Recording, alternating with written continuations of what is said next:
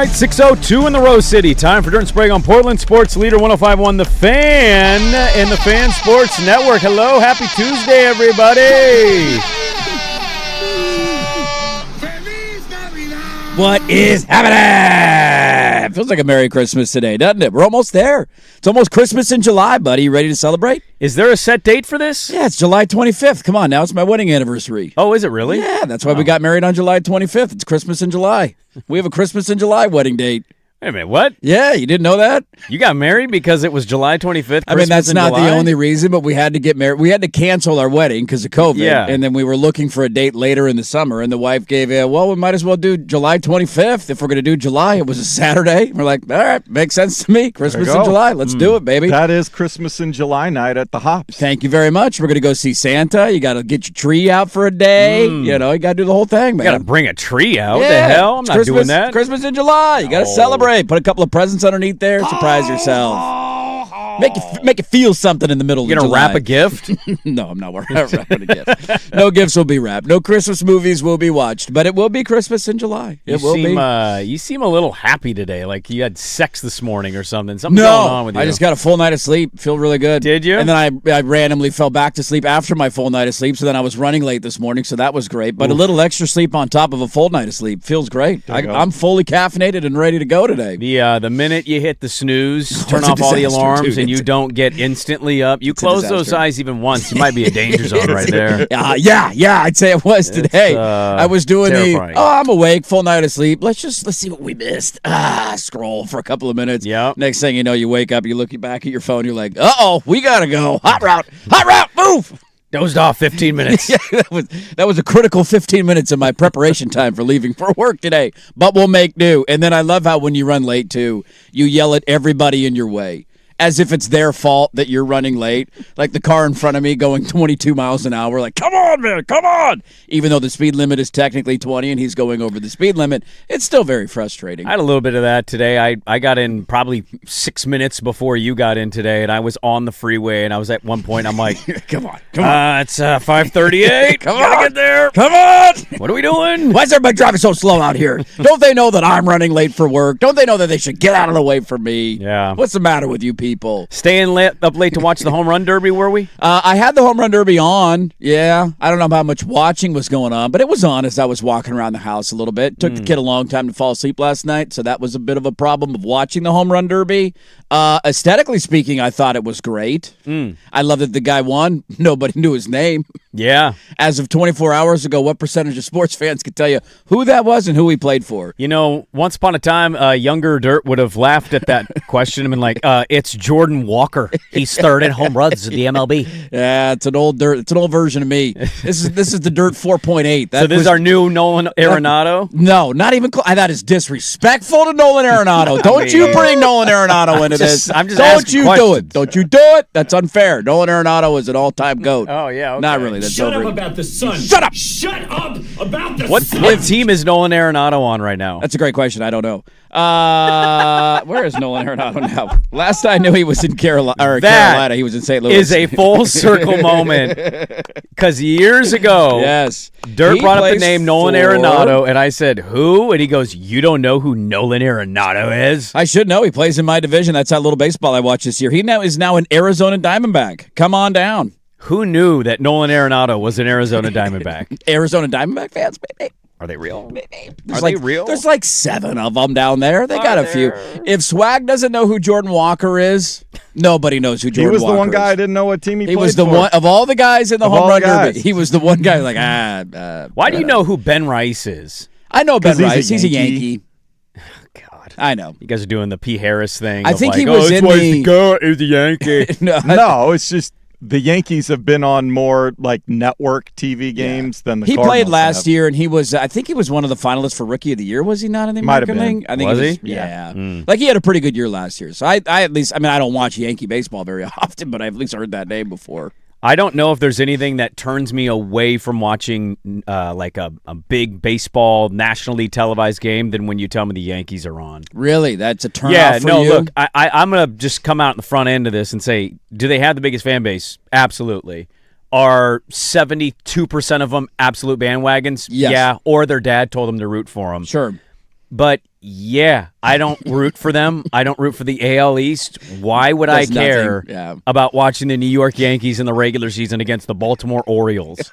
No, thank you. I would say at this point I've probably grown into that stance of being all regular season Major League Baseball games, whether it's the Yankees or anybody else involved. I will follow baseball and be tuned in if my team is relevant, because then I feel like I need to know all the other information. But if my team's not relevant, it's an immediate checkout for me, and it's like let's have fun this summer. Let's not get home and feel like, oh, at 5 o'clock I got to get in front of my TV to watch Twins versus Royals, right? Because it's a 1-game lead in the AL Central in like the end of August. Like, that's just not high on my bingo card. It's more of like, I know what's coming come September. I know what we just came out of, Stanley Cup final and NBA final, where it's like, or the playoffs going. It's like every day there's 2 games you got to watch. It's constant, and you want to watch it because you're curious, and both those sports intrigue me, especially come postseason time. And now it's like, let's take a breather. Let's just take a deep breath. Football's going to be here soon. I'll wake up. We'll come postseason time. We'll watch. We'll see what happens in October. That's when the product gets good. But for right now, I'm pretty checked out for baseball. Well, I think that's the thing about last night, right? Because while you're watching Wilson Contreras versus Jordan Walker or whatever the matchup was, right. I was 72 yards out trying to sink my shot so I could line up a birdie putt. Let's go. Because I looked at the cast of characters, and look, the Netflix thing, you guys can give me the full run breakdown of how Netflix did. I've seen Netflix with sports. They're fine. They're not perfect, but they're fine. Yeah. I pulled audio. We got audio. Will Ferrell was doing intros and stuff. People did not like that. People were not a fan of the intro. I read about that. People were really good. upset by Will Ferrell being It just Will Ferrell. It wasn't. It felt like it was scripted by Netflix, and they did exactly what they did. So the opening night thing, Isn't his show on Netflix? It is. Yes. Yeah. The Hawk? The Hawk. Yes. This is what they got kind of killed for on opening night, was that they made it more about Netflix than they did the sports product. And then they opened the game last night with just a 30-minute promotion of the Hawk. And that was, and at some point, I get that you want to promote stuff. Like, hell, we had Rob Lowe in a logoless hat on an NFL game. Hey, look at that. 911 airs on Tuesdays at 5 o'clock. But it's like slipped in seamlessly to the broadcast when they're panning to the crowd. Yeah. There's logoless, or no, NFL logo, Rob Lowe. See him Tuesdays, 6 o'clock Central, saving alligators from an office building in L.A. Like, that's the way they slip it in. Netflix just shoves it down your throat so much that it makes it a little nauseating, I would say. Well, the thing about the players, and I would open my phone and see like updates of who was advancing or who got eliminated, and I'm like, okay. And then I saw the final was Schwarber versus Walker. Yeah. The thing you're talking about, though, of like players, I watch my team play, and of a 3-game series on average, if I'm watching every game of the series, 1.5 of those 3 games is on passively watching. Yes, in the background, you're walking around. Austin Riley got an RBI. Hey, how about that? He didn't strike out 9 straight times again. Thank God. You come back into the room and you're like, it's 3-2. How'd they get that? And this is like the whole point is my team just literally ended the first half of their season playing the St. Louis Cardinals. You still didn't know who the guy was? He had 3 hits out of 10 at-bats in a 3-game set. Yeah, nothing stood out. He No didn't- home runs, no walk-off hits. You know, I saw like you see numbers once, but I'm like not memorizing Jordan Walker's numbers. Right. So even when I'm watching the games, I'm like, who are these guys? It's crazy. There's too many players. It is, and every year on the Home Run Derby, we see the old highlights, and I hate to be that guy because we do this in the slam dunk contest, and there's a lot of moments in the modern era where the slam dunk contest blows it out of the water. Just the names aren't big. It's not Dominique Wilkins versus Michael Jordan. It's exactly the same thing. But the dunks are It's totally a great right. comp, yes. But this is the one where I think the baseball stuff will never hit what it was because every year they show the highlights of the steroid era, and it's just unmatched. Like, you're never going to go back to that feeling of Sammy Sosa and Mark McGwire hitting baseballs out of the stadium. Because you had to watch it. Like, there was no real internet. You're not getting clips on TikTok. If you wanted to see it, you had to see it, and we saw it. And it was a cast of guys seemingly every year that was like, now they're not all in the Hall of Fame because they took steroids, but at the time we viewed as like, we knew who Sammy Sosa was. We knew who Mark McGwire was, and Bonds, and Griffey, and like all the characters that would do it for years. Right. And that was what made it special. I will say this. We can get it out of the way now because there's not a lot from the Home Run Derby. I got audio and stuff. We can play some audio. Yeah. I thought the format change was phenomenal. Absolutely brilliant move. Netflix sucked filming it, and that kind of ruined the night for me. Now, I'll probably say 39%, it's kind of my clip this week, of the Home Run Derby, of actually like sitting and seeing what was going on. Saw the end of it. It just was incredibly frustrating to have a format that was better, but cameras that didn't follow.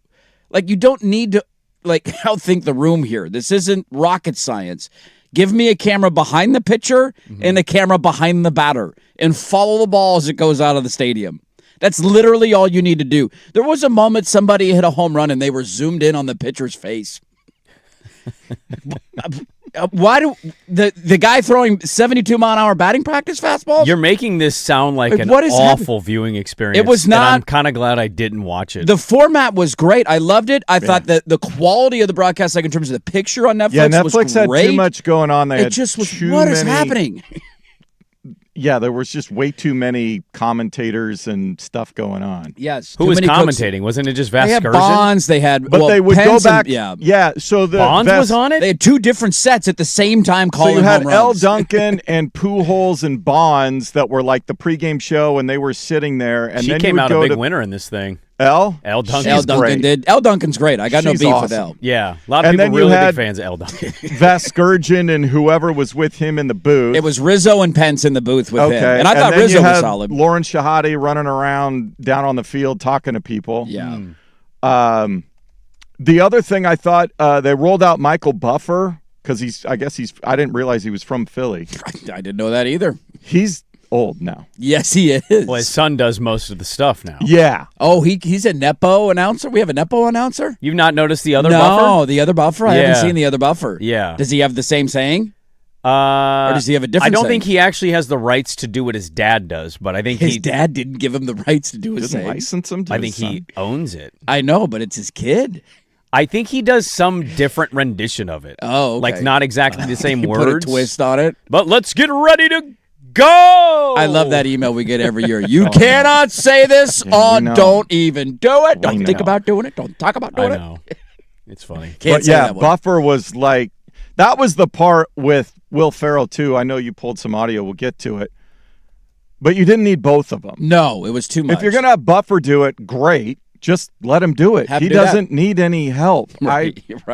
By the way, it's not his son. It's his half brother. Oh, it's his half brother. I I guess guess. then, yeah, don't give the half brother rights yet. No. Hell no. Maybe when you die and you hang up the microphone, then you can have the rights. That's like in his will. But for now, half brother, you're not getting that right now. Yeah, it's, there's actually a story about this in 2020 about how Bruce and Michael Buffer are half siblings. Or Okay. let's see, So like married into the family, they're or 13 like years apart. oh, So half is you have one parent that's the same. got it.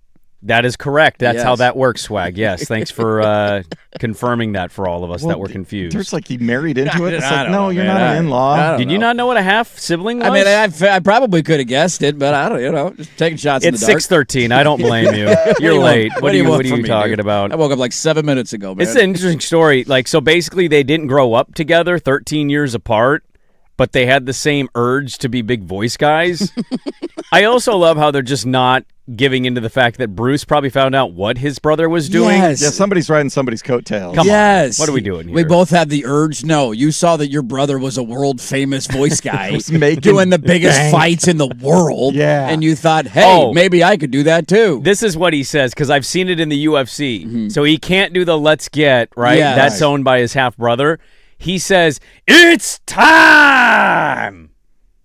Yeah, that's Have you seen it on the UFC announcements? Probably I have, yeah. at a It's UFC not fight. bad. It doesn't sound great. I'm not selling it very well, but I think Sure. our UFC bros out there, Would like him. That's they like would a- tell you that, yeah. like, it's pretty good. It's not the other one, but as a follow-up, it's like, yeah, it's time. Gets your juices going, kind of gets you flowing a little bit. I also love the idea of how long did he sit and think about, what can my thing be? Yes, And he goes, that's it. it's time to do the thing. Of all the things you could come Maybe up I'll with. just do it's time. Maybe I should stop out thinking the room. Is it time for the sporting event? I think it's time for the sporting event, man. If we play him saying it, will we get in trouble legally? I don't know Probably. how these buffer bros roll. I don't want to touch that one. I don't. We can't roll the other one, obviously. No. I would say probably let's. That's You think they're taboo. both in litigation over their their phrases. I think they have lawyers that listen to every radio station in every city in America for 24 hours a day, waiting for you to say it. They have the best legal team. And you will hear immediately. They have an AI algorithm that tracks anytime those words are said. How much money do you think Michael has made from lawsuits from different media companies over using his phrase? It's got to be 7 figures. We at don't least. get I that say email. 8 figures. 8 figures? Yeah, I agree. I don't think we get that email unless it's north No, of 8 dude. figures. If you're not a lawsuit hawk, you don't get that email. No, Yeah. there are case studies on that. Yes, enough stations have been sued by that guy that you have to send a company-wide email saying you cannot say this. Did you guys miss Berman last night? Is back. My biggest take is this. People always, it feels like the last 4 years, have been tweeting and posting, I miss Berman's back. My take is actually, no, you don't. I think if you got it, you'd be really annoyed very quickly. I think you just miss, and you're having nostalgia. Yeah, That that's is for my sure what it biggest is. take. We all complain about it at the end. We It's did not fine like once it, or no. twice. About the 72nd time, it's When he does excessive. 9, That's all. That was his whole shtick. that's all it was. We have that drop, don't we? I can't find it. I don't think I we have don't a back. think we How did. do We we just not have have his the we just backpack? have his Quaalude drop. I think that's the only Berman one. Yeah, I mean, That's all we got. Do we have what? we need to have a WAP. I'll tell you this: if we put him on television to do the back thing, I really legitimately believe there would be outrage on Twitter. Yeah, after about one round. We get it, Chris. It's Yes. back and Yes. it's far. It's Didn't need the 9th back. There is a nostalgia angle though, the home run derby. That for sure exists. I mean, I just uttered it earlier about guys on steroids hitting balls out of the ballpark. Like that was so much fun, man. Yeah. The Fenway one, when was Fenway? 1999, I want to say. 99, yeah, when Guys- they rolled out Ted Williams. Yeah. in his wheelchair, like Mark McGwire hitting 9,000-foot home runs with his arms that were 2 feet, his biceps are 2 feet How wide. did he never won a home run derby? I think that was McGuire the never most- did. There was always great highlights, but I don't think he that was the biggest thing that shocked me when Same. Jordan Walker won. Pujols, First Cardinal ever. or McGuire never Yeah. won one as a Cardinal. Yeah, Couldn't Pujols believe it. was shocking. McGuire was in the midst of everybody on steroids, so it was Sosa, Bonds, Griffey he was one of the few that won 3 in a row, right? Yeah. Did Well, 3 I don't know if he won 3 in a row, but back he to won back 3. until Pete Alonso, I know, Yeah. won his 3rd, and that was kind of a big deal. Mm. Yeah, I mean, look, I'll always turn it on just because it's it's the middle. What the hell else we got going What on? else? Yeah. It's the middle of July. Well, I mean, if you guys are doing what I did yesterday, you have a golf round at 2 o'clock. I'm Are not you worried watching? at all. I'm not watching, and I don't care that I missed it. Yeah, I didn't really seem to. I saw highlights. I Yeah. saw that he had 1 out left and he hit the home runs to win the thing. Yeah. And I did Schwarber like had the that. look of all of America, like, you really going to do this to me right now? This is my ballpark. In my man. ballpark? in my own stadium. You're gonna do this to me? But I was like, yeah, I don't feel like I missed much. No. The answer to that, Bob, is no. No. You did not miss much. It was fine. It was something to fill your it hole was for what a it night was. if you needed a hole filled. But you didn't because you were playing golf. I was What'd you filling shoot? other holes. You were. What'd you? Yeah, I was draining them. It was one of those, like, I'm going to say the score out loud, and you're both going to give the obvious look of, like, you kind of effing suck. But I played pretty well. I just missed a couple putts, had a bad chip here and there. Shot 95. That's not bad. Okay. I was plus 6 at the turn. Yeah. Yeah. 42 on the front. You could tell which holes at a certain course just ate me alive. The old gauntlet. Yeah. The old gauntlet at Stone Creek will get you, man. I don't know what it is. Side note, local Muni talk. I don't know why, Let's do it. but hole 14 at Stone Creek is like a 105-yard par 3 that's just straight In your head. Can't do it. gap wedge. Yeah. Couldn't Long get or there. chunk? Short. Short, yeah. Like, chunked it. hit it, and I lobbed it so high. Like, Is that the holy one crap. over the Over the little stuff? ravine. Yeah. Yeah, I have like a current streak going right now of like 5 straight in the canyon short, and I don't know what to do about this. If I go P wedge, Yeah, it's way too long. she gone. She gone. If I go 56, I feel like I'm going to chunk it and it's gone. If Then I you go gotta- gap wedge, I'm still not. I don't know what's going on, dude. That hole, you know what that hole is? It's in your kitchen. It is in my kitchen. That hole is in your kitchen. As soon as I step up, I'm like, oh, this guy. This again. hole. All you got to do is go a little long, hit it on the hill, and let it roll back. That's There you all you go. got to do. What do I always do? I hit it way too far. It's all right though. Had Chunk some good moments. Almost got my first eagle yesterday. Hey, my feeling right now on the golf course is not necessarily scores. It's just like, did I feel like I hit the ball We well? had a great vibe, dude. Good vibes. Good group. Am I striping a Yep. few every couple of holes? Like, damn, that felt good. I opened with a birdie. I was Hey! like, we're on a roll now. Here we go. I hate opening with birdies. Sets the expectations too high for the round. I golfed with two Get other... a double bogey out of the way. Just kill me now. I golfed with two other people I just met, and it was kind of the similar vibe of like I birdied. I hit like a 10-foot putt clean middle cup. Right. And they're like, whoa. And I was Whoa. like, this is not the norm. Trust me, this is not my norm. How many birdies are we usually good for per round? I just used mine up. I got 2 in the round. Look at you. Well done. Had a nice little day. Nice. Jordan Walker, I missed him. Jordan Walker. Sorry, buddy. I'll write a letter to Jordan Walker. My Yes. apologies. Apologize to Netflix, please. You missed the Hawk intros.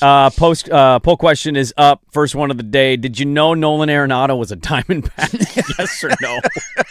You can vote honestly on that, or you can lie like everybody else. We got a loaded show today. A lot to get to. Let's start with some of the audio, the blowback. Dirt and Sprague, 105.1, The Fan.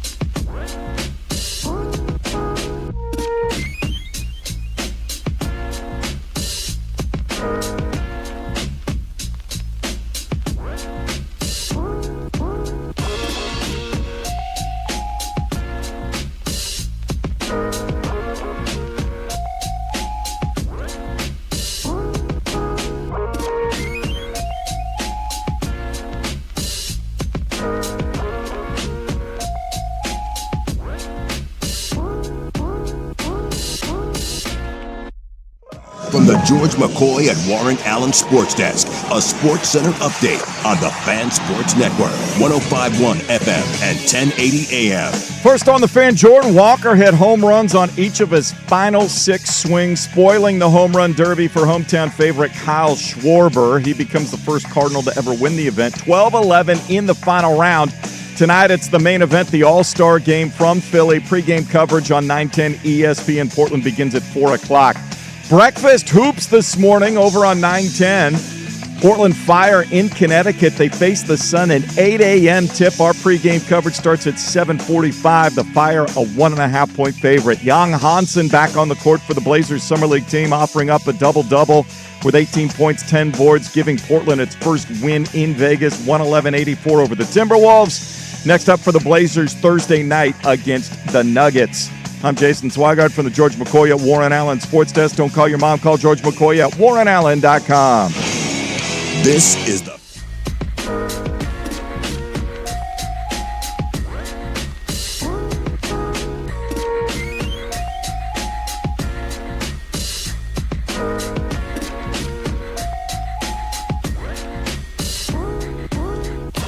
Mail Sack. So I have a quick question. We'll get to some home run derby audio. Gonna be a dumb one. Yeah, Are you buckled up? I'm buckled up. I'm ready. People think I'm sitting on books, evidently. I guess I'm higher up than you. It's been ridiculous. I don't know what to do about the camera. When Swag hops in, I Don't get even change it. smaller. Don't change it, Swigard. It looks fantastic. It sucks. It looks fantastic. I'm not sitting on You books, do I look promise. like you're sitting on books, actually. I'm just bigger. You got No the big deal. business seat, you No got big the deal. Stanza lifts Toss going my on. elbows as I walk into the room. Look, your ass is fatter than mine, I but do have a like it big does ass. look like you're sitting on a stack of books on that YouTube I once page. did have to stand on a box on TV, so, I can't dodge the accusations. I get it. I'm going to ask a dumb question. Hope everybody's ready for this one. No such thing as a dumb question.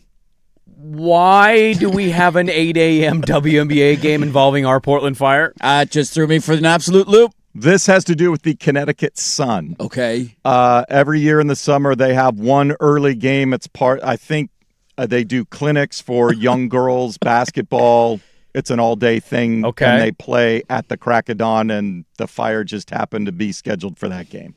So it's 11 a.m. local time? 11 a.m. local time. On a Tuesday. On a Yeah. Tuesday. Okay. In the summertime. Is Connecticut any good? No. No, the Connecticut's Fire terrible. are actually favored by 1.5. I gotta Connecticut's go. not good. I gotta go lie bet Connecticut, right? Body clock time. We do this in other sports. Here's my follow-up. It's 8 a.m. body clock time. What are they going to do next year when Connecticut doesn't exist?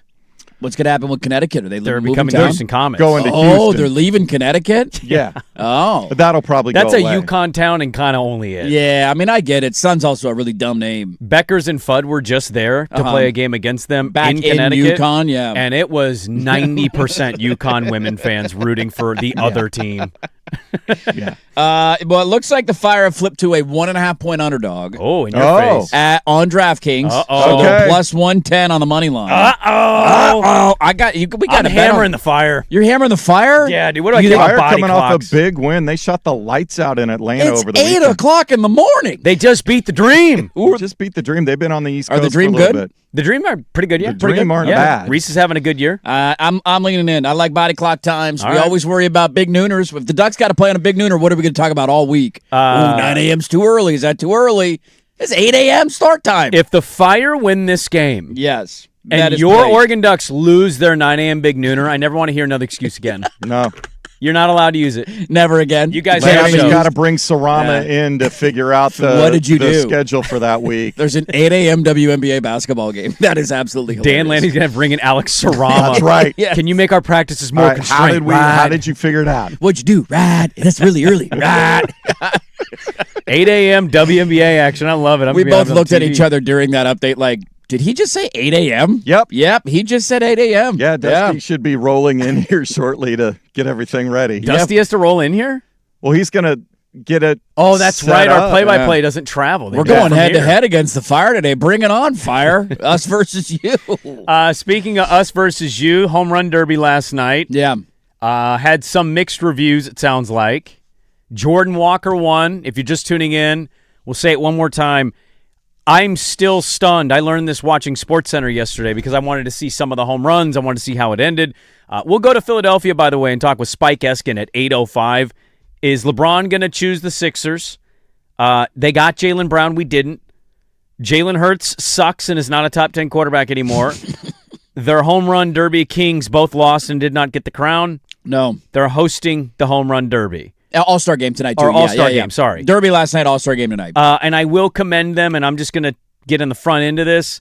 I think they showed last night why they're the best sports fans in America. Ooh, yeah, I do love Philly sports fans. You booing a home run champion is top-notch fandom That's the way it should be. The West Coast will never understand. So jealous. I wish we were more Philadelphia. Boo the hell out of it. Why do we care if Jordan Walker won the home run derby? Exactly. Their guy was in the finals. They wanted Schwarber to win the whole thing, or Harper, but he was already out. Like I don't want to see some St. Louis Cardinal come into my building and win. Good for Philly fans. But here's some audio. So the Netflix people are releasing, as you've heard here on the station, yes, a new golf show called The Hawk. Yes, I starring Will down Ferrell. There. Yes, got to meet him. And they put Will Ferrell on the dais with Luke Wilson, and I cannot remember the other actor's name. Neither can I. The other guy. I only know tenor. Him from Modern Family. Yeah. He's in the back end of the seasons dating one of the characters. But he's also starring in this show. And Will Ferrell had the intro for the entire Home Run Derby on Netflix. The man who never has to pay at Wawa. The Liberty Bell comes and takes... I'm sorry, that was Bryce Harper. Here's the Home Run Derby intro. Hello, Philadelphia. Here we are for the Home Run Derby. Oh, my goodness. Roger, Gus, good to be with you tonight. No, I'm Will, and this is Jimmy. That's right. Anyway, We went over this. we're very excited to be here. We're very excited to be a part of this.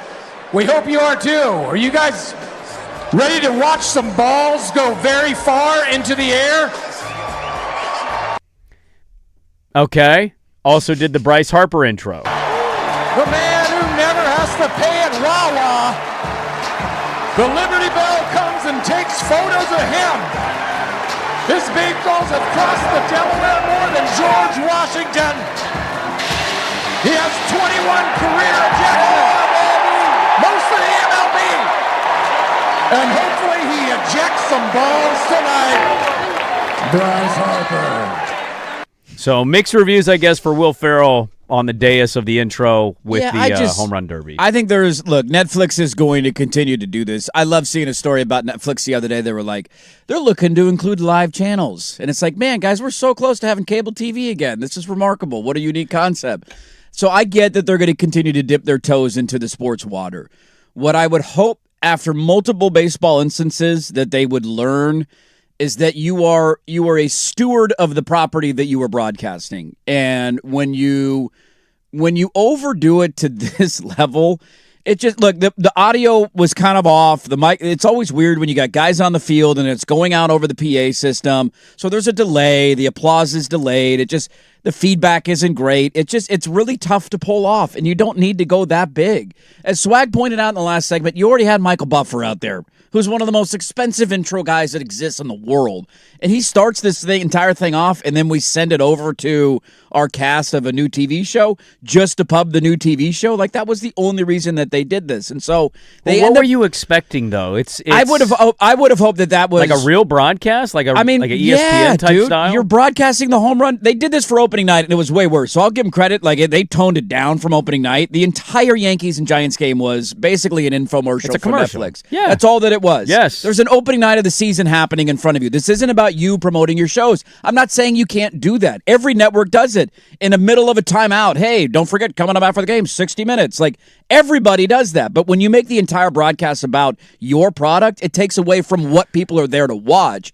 And that was, I think, the frustrating part again, is that they just haven't quite understood that. It was way too much. It was way over the top. Just announce the damn names and let them start hitting home runs. We didn't come here for panned laughs from Will Ferrell. We came here to watch home runs. Yeah, I hear what you're saying. And by the way, I hope you can learn to enjoy the Netflix experience. You know what's going to be on Netflix next year? What's coming to Netflix next year? The entire Women's World Cup. Yeah, they got the rights for that. It's Netflix exclusive, so I'm sure the world's going to be super happy about that. Look, I hear what you're saying. I agree with your overall point, in a sense. I'd also just say, I take the finger blame that you're putting at Netflix right now, and I'd swipe that hand over and say, this is on sports leagues. You want to go into business with all these streamers? We're doing Amazon Prime now. We got Netflix. At some point there's going to be an HBO, whatever. Right. You want to get into bed with the streamers, that's fine. I get it. It's a new age. It's 2026. Isn't it kind of on the sports leagues to mandate that they cover it or not make it an infomercial? This is about the event, not your network. Well, but these leagues now, they're just taking the check and they're running. Yep. And they're saying like, oh, we're taking cover fire. This ain't on us. They're choosing to do it. They bought the rights to it. Right.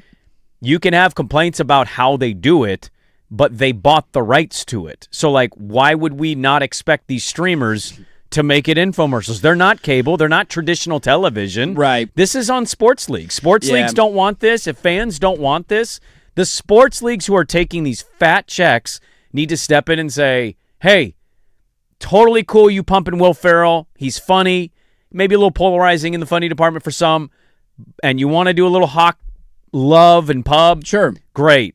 Doing it way over the top and making it like a big infomercial, we have to draw a line here. Like, you can limit this stuff in contract negotiations. Right. And these leagues don't seem like they do that. They just take the check. Yeah. They say, thank you very much.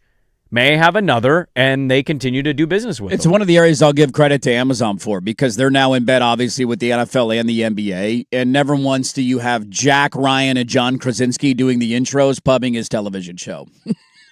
No, you do get like little ads, though. Well, of course, once in those a are always while. going to be there, right? Little ads will pop up. They'll, hey, make sure to watch the Lord of the Rings show or whatever. Like, you're going to get that in the middle of a timeout or after a kickoff. That is very reasonable, but it's not John Krasinski running around on the field dressed as Jack Ryan before the game saying, make sure to watch my new movie. It's out. This is a cash grab. They just broadcast the game. I thought their NBA broadcasts were great. I thought their NFL broadcasts have been solid, as much as I think Al Michaels is kind of old and sleepy at this point. The quality of the broadcasts outside of that is still pretty good. And so I'm with you. There's definitely a huge finger to be pointed at the league. And I'll also acknowledge, like, this is pretty small potatoes. Once they got through the intros of this, there wasn't infomercials shoved down your throat the rest of the time. Mm-hmm. Then my other gripe comes in of a lot of it was successful last night. You got to follow the ball, man.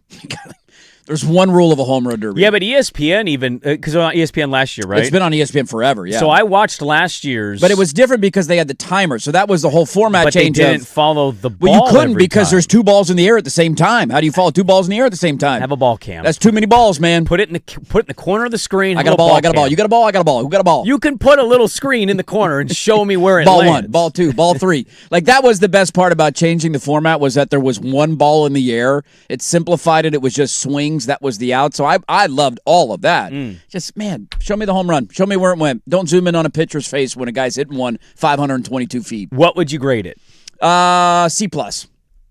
C+. Quality of picture was good. Format change was solid. No-name guy winning it kind of sucked. Yeah. The hawk getting shoved down our throat. Did his parents make you love him more or like him more? I didn't see the end. No, I missed that part. Oh, his parents on the broadcast. Well, I just saw his dad. That was fine. Going I crazy. thought they were perfect.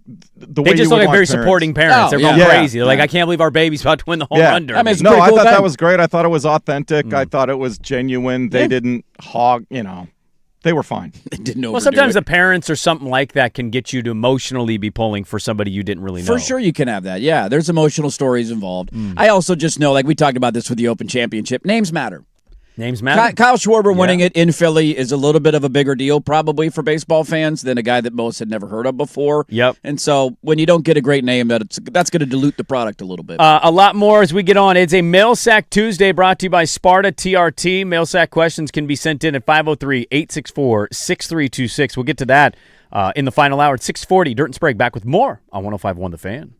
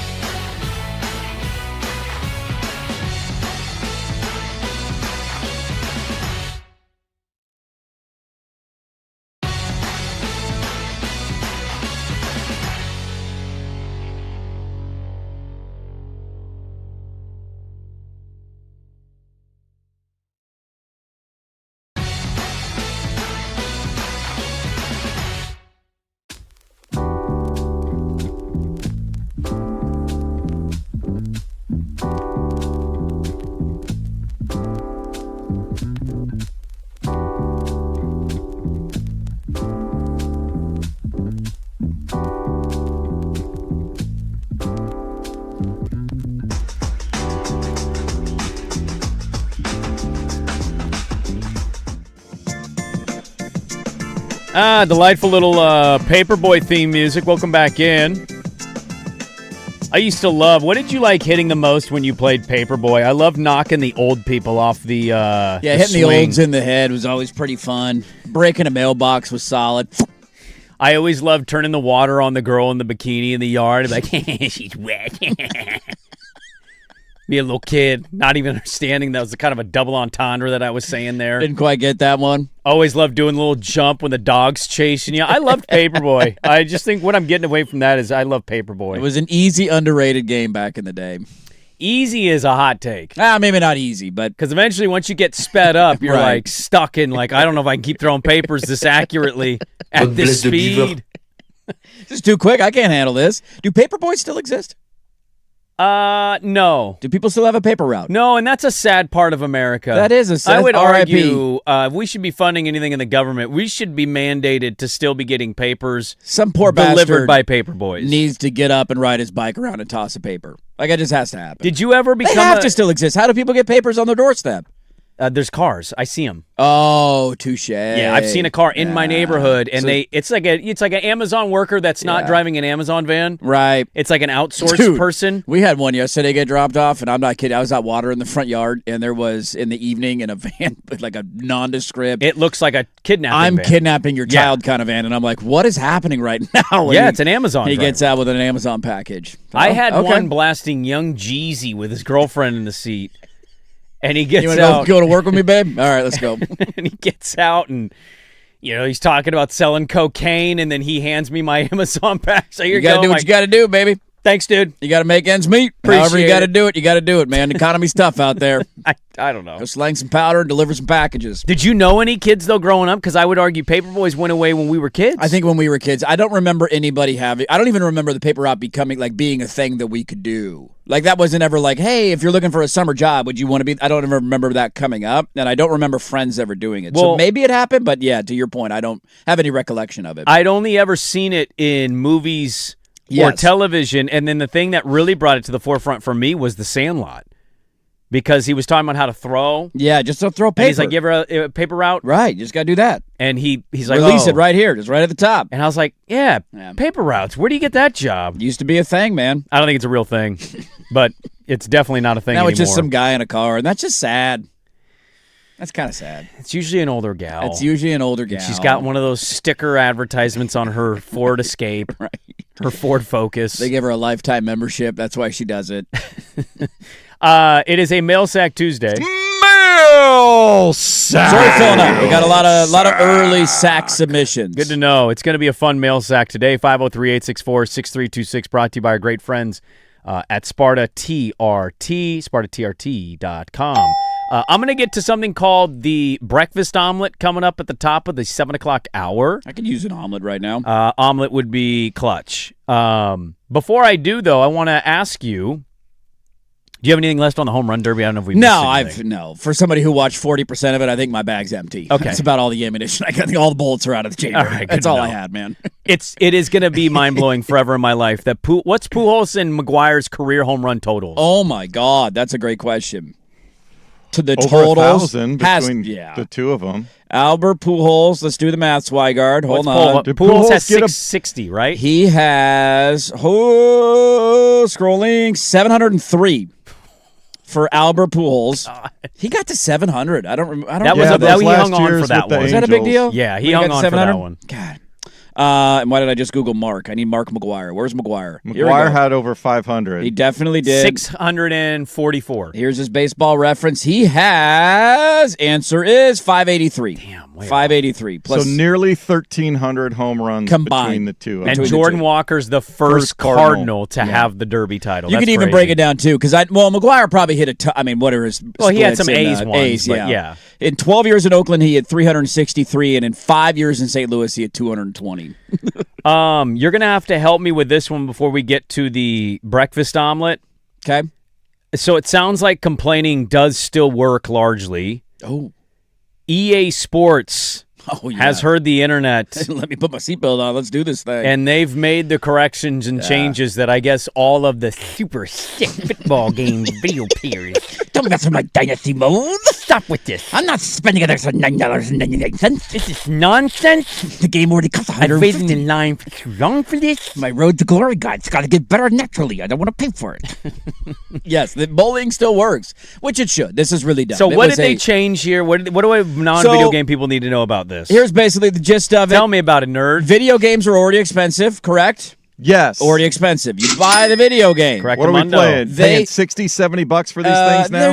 Somewhere in No, that like 80. 70 bucks. Somewhere in that Like range. 80 You can now. buy the. Really? You can do the bundle between the two games too. You get early access. There's a bunch of different versions of it you can buy. Good the cheapest God. one is probably $70 maybe. I don't know. Anyways, they used to have like sliders on there that would change the progression of your person. So if you're a younger kid, for example, like I'm a 9-year-old playing NCAA football. What do 9-year-olds do with video games? They suck.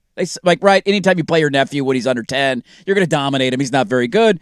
But you can change the sliders to make the game more enjoyable and more fun. They took a lot of that So out. like easy mode? Basically, yes. Okay. Or faster progression of your character. Gotcha. Nerd alert, thank you. Thank you. And so they basically took a lot of that out and basically said if you wanted to speed up the acceleration of your character getting better or your player or your coach, you had to buy points. And buying points were, you could get a package of them for $9.99. You could get a package for $19.99, $149.99.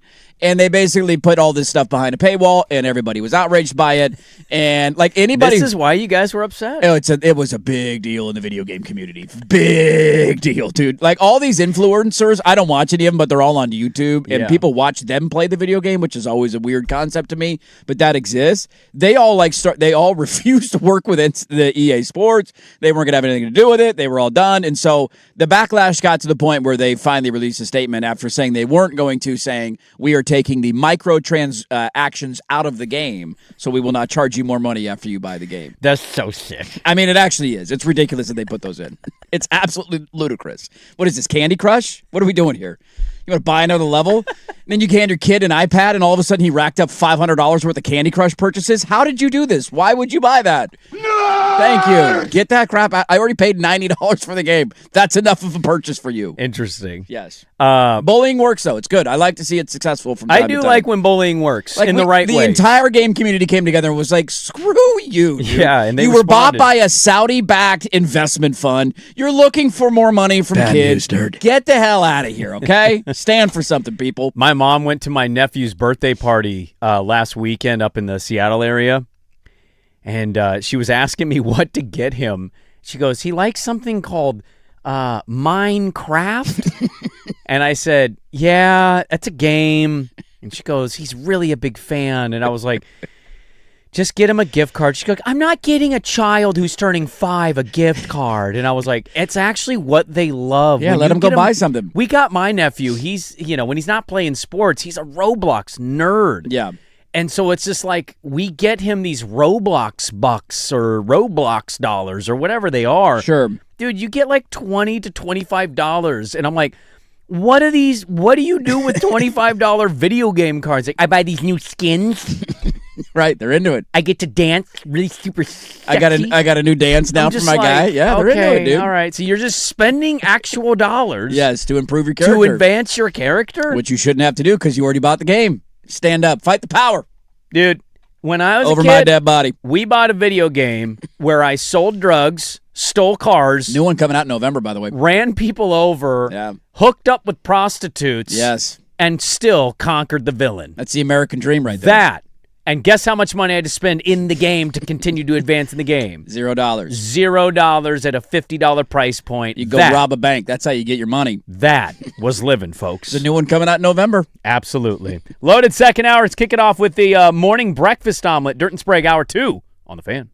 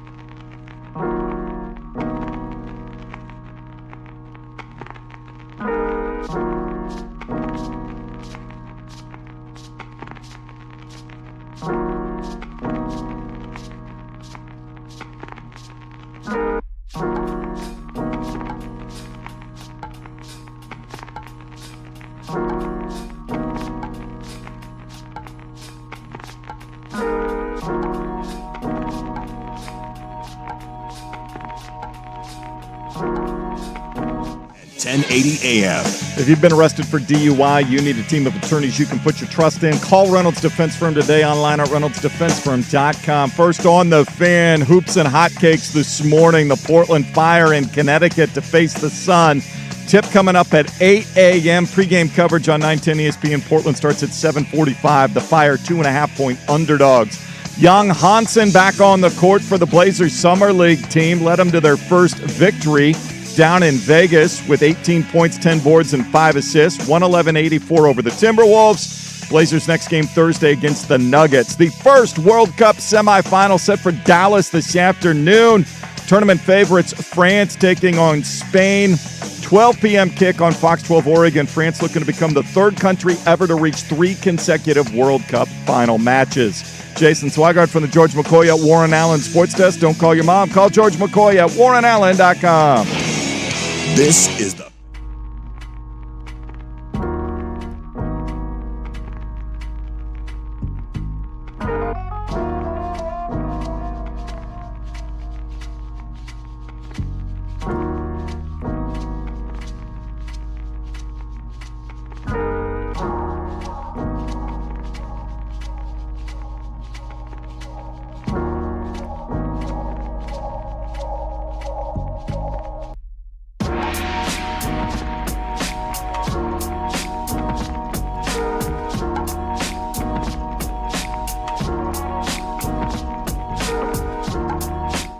105.1 FM and 1080 AM.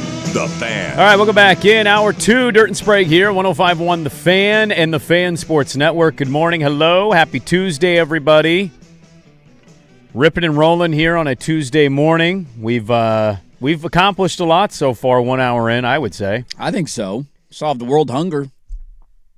We actually didn't do that. Oh, we didn't do that in the first hour? I thought we did. Sorry. I think they did a study on that. Didn't they say it would cost like $6 billion to solve world hunger or some... That's all it would cost. It was like a crazy low number. And I remember Elon Musk, before he went nuts, was like, what does it cost? And they actually gave him a study. I'll do it, yeah. And they said, here's the number. He never talked about it again, and he only got more insane. Where's that Saint Jody Allen? She just made $9 billion off the sale of the Seahawks. Well, she just didn't, solved though. world hunger there, Jody. She didn't. That's right, the estate. My apologies. Yeah. Why doesn't the estate foot the bill for that? There you go. We just solved world hunger. She paid herself a pretty penny, though, in salary along the way. I love how people just people act like she did that for free. Out of the good of her heart. She loved Paul. She'd never financially benefit from it.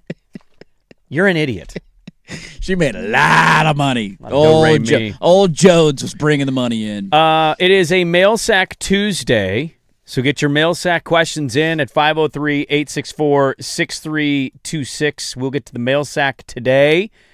Dirt says it's a loaded one. Yeah, it's filling up quick. This Sack. is about as full as I've seen the sack at the 7 a.m. spot on the show in a Got long a full time. sack. Welcome back in from your July 4th vacations. We have a loaded second hour of the radio program. We're going to get to our introduction of the morning breakfast omelet that I have prepared for us. Before we do that, I want to remind you that Binary Brewing and The Fan have teamed up for the only Fan IPA available for a limited time. Taste The Fan with Binary Brewing's signature West Coast IPA. Go to Binary Brewing's Beaverton location and ask them about their OnlyFans. So good, only The Fan and Binary Brewing can pull it off.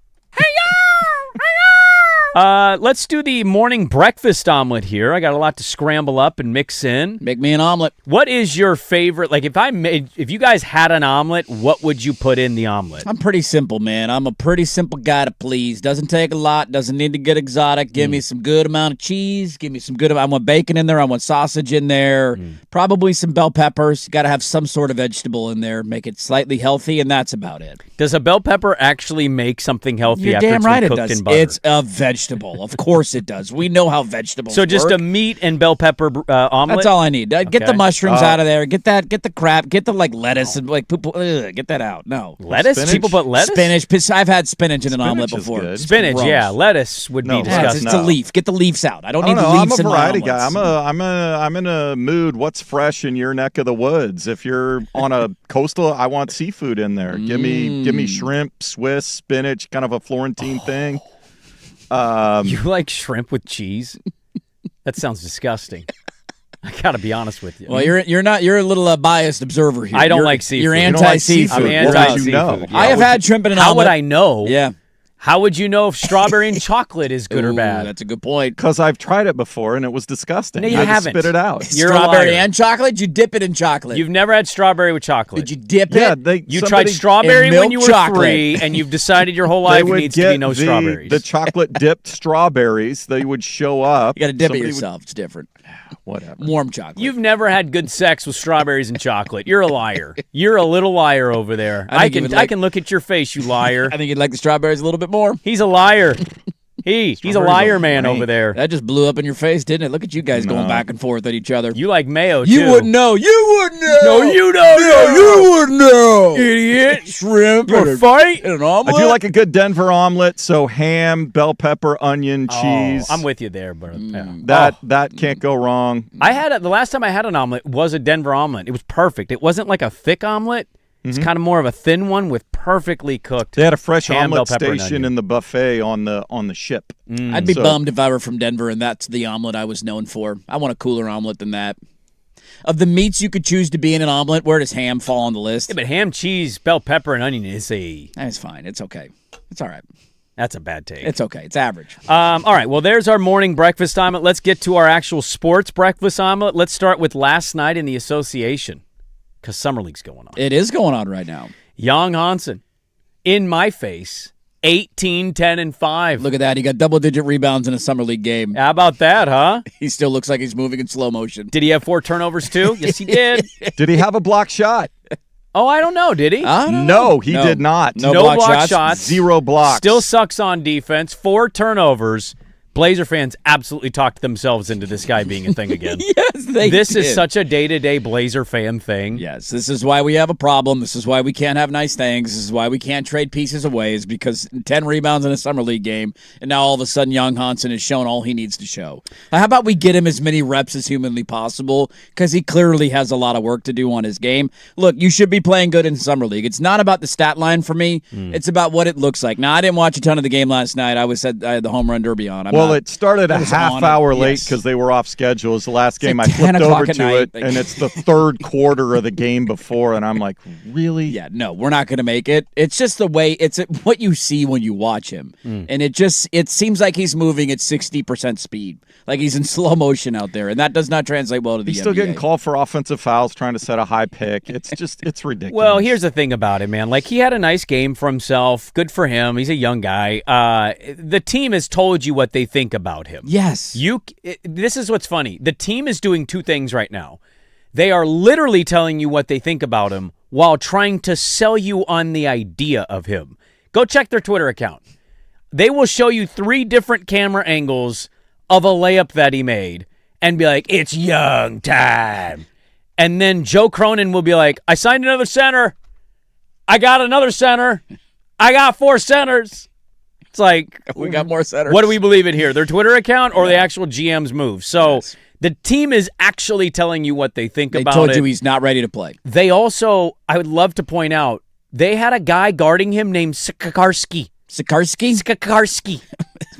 was he in the wire? was it Sikorsky? Hog him up, No, Sikorsky! It was Skakarski. Sikorsky? It was Skakarski. Hog him up, Sikorsky. Skakarski's not going to be in the NBA. Are you sure about that? I'm positive. Are you positive about that? Do you know who Kobe Johnson is? I do not know who Kobe Dropped Johnson 30 is. points for the Hawks yesterday. Hey! So don't put a lot in the summer league basket. Trust your eyes. Trust what the team is telling you. And speaking of the team, how about this one? A new state report highlights divide with Blazers over comparable NBA arena deals. Yes. We had the consultants were hired and brought in to study. Got to have the consultants. How's the business relationship work with the funding and the private and the public? And to no shocking development, they have found most deals in comping them to Cleveland, Milwaukee, Minneapolis, Orlando, Indy, and Memphis include a lot of private-public money being involved. Obviously, the public covering the lump sum Right. or the large amount, and then you've got the private doing the investing. And this has led city leaders to basically use this as more leverage in this ongoing fight as we get closer and closer to the vote. The team responded to this study, by the way, because this was not a consultant for the team. No. So the results don't come back very team-friendly. And they pointed to Salt Lake City, Memphis, Charlotte, Oklahoma City, Indy, San Antonio, and Washington, D.C., using them as arena comps.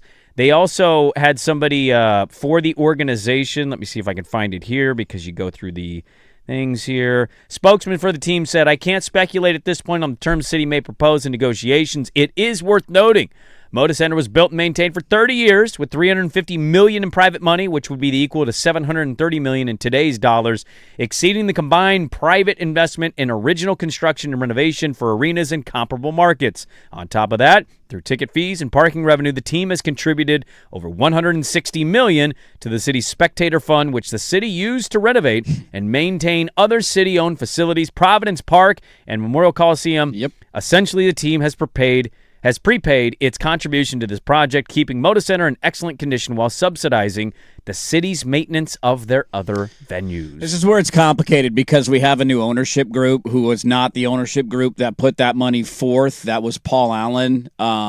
But it is also a fair point from the team's point of view.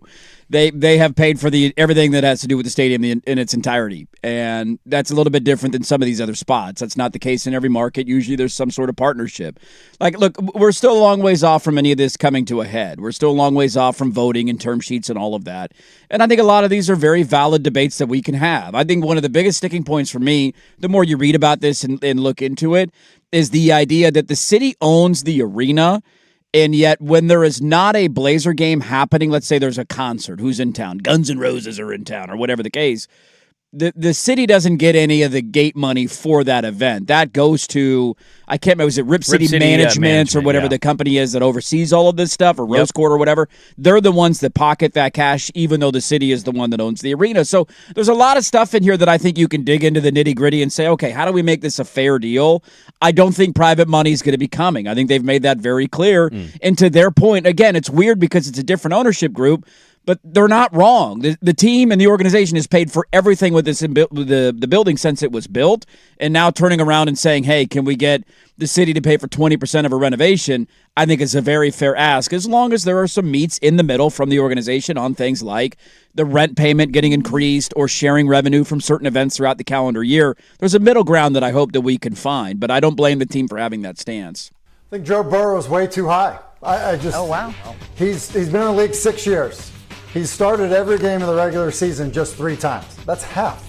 So, to think that he's in this rarefied air inside the top, 5 with guys that, consistently play at an MVP level, that are always, seemingly available, that's really surprising to me. And just for a little context, Jared Goff is all the way at 9. Over the last 4 years, Jared Goff is averaging over 4,500 yards, passing, and over 30 touchdowns on the season. Burrow has thrown for over 4,500 yards in a season just twice. He's thrown over 30 touchdowns just 3 times. That was Tim Hasselbeck on NFL Live as we talked about the NFL top 10 quarterbacks yesterday, and he was asked what's the most surprising, and he said Joe Burrow in the top 5. And I'll say this, I don't largely agree with most of what I hear Tim Hasselbeck say. Part of it, I think, is the face and delivery. He just seems like he's ready to be pissed off at you. But I actually listened to the whole thing because he added a little more, too. He's like, my brother played in the NFL for X amount of years.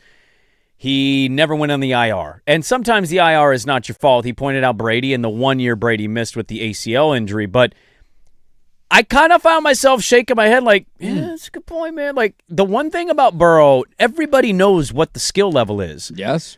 He has missed the playoffs 3 straight years. Yes, he has. And he has missed half of his career in injuries. It's just very interesting how the narratives about him are shaped versus how other players are. And so I'm not saying I agree take Burrow out of the top 10, but I did find myself when he said this going, what? And then I listened and went, it's a valid argument. He's, the best ability is availability. Yeah. And he has not been the most available quarterback, but he is still in the top 5 according to exec scouts, etc. Tim Hasselbeck on the top 10 quarterbacks, the most surprising one for him on the top 10 list. Yeah, look, there's definitely a balance here, and I understand the point, and it's a big issue that we bring up a lot about Joe Burrow. Is he going to be available? You mentioned they have not made the playoffs for 3 straight years. What do 2 of those 3 years have in common? He got hurt halfway through the season and didn't play the other half of the year. 3 years ago when they missed the playoffs, he only played in 10 games. Last year, how many play? 8. The year in between, though, he played the entire season, was probably the best quarterback in the NFL, but he didn't win the MVP because his team couldn't make the playoffs because his defense was historically bad. There's always a balance with this stuff. And I think when I look at Burrow, like I get accused of making excuses, quote unquote, for Herbert when this stuff gets brought up. Like I can add a little bit of context here in my head and say I'm completely fine with him being in the top 5. Because he's played behind one of the worst offensive lines in the NFL for the last 4 years. This was a debate going back all the way to the drafting of Jamar Chase, who was unquestionably one of the best wide receivers in the NFL, of should you take him or Penei Sewell. Who does Jared Goff have that we're going to tout his stats and his numbers that he's putting up? He's played behind one of the best offensive lines in the NFL over the last 4 to 5 years. In Detroit, there's no debating that. Every metric and every stat backs it up. And so is offensive line play important to quarterback play and staying healthy and being clean in the pocket and not getting hurt? When the answer to all of those questions is yes, there's a balance here where, yes, he needs to be more available, but I also look at a year in which he throws 43 touchdowns and 9 picks and they can't make the playoffs because they can't stop a nosebleed. That's not his fault. And when he's under siege the entire game in the pocket, yeah, there's moments where maybe you could get rid of the ball a little bit quicker. There's moments you could protect yourself a little bit better. But you're also asked to score 40 a game because, again, your defense is ass, and you're holding on to the ball, trying to make bigger plays, and you end up getting hurt. And so where his career goes from here is very interesting to me. I'm not quite to the point yet of, like, bumping him further down the list. I think it's an interesting debate to have for sure, and I see the other side of the argument. I also will contend with, well, then who are you putting into his spot? Did he come in number 4? Is that where he was ranked, or 5? I believe he was number... I think he was 4. And he then was 4 ahead of Lamar. Yeah, Lamar was 5. You want to tell me Lamar's ahead of him? Totally fine. Dak Prescott? Who's also missed nearly 2 full years in the last 5 years. So he hasn't been able to stay healthy. Who else are you, like, this is the whole fun part of the game of, like, what guy are you then sliding up into Joe Burrow's spot, and how far down are you going to move him? Well, he used Goff as an example. Goff's stats That's fine. kind of exceed Burrow's. Jared Goff's been a hell of a player. Yeah. He has. Not a soul alive would take Jared Goff over Joe Burrow. In one game, no. Or in one season, no. They just wouldn't do it. No, and if you you roll the switch dice. spots, again, this is the part of the quarterback position. If Joe Burrow had been the quarterback of the Detroit Lions over the last 5 years, do they win a Super Bowl?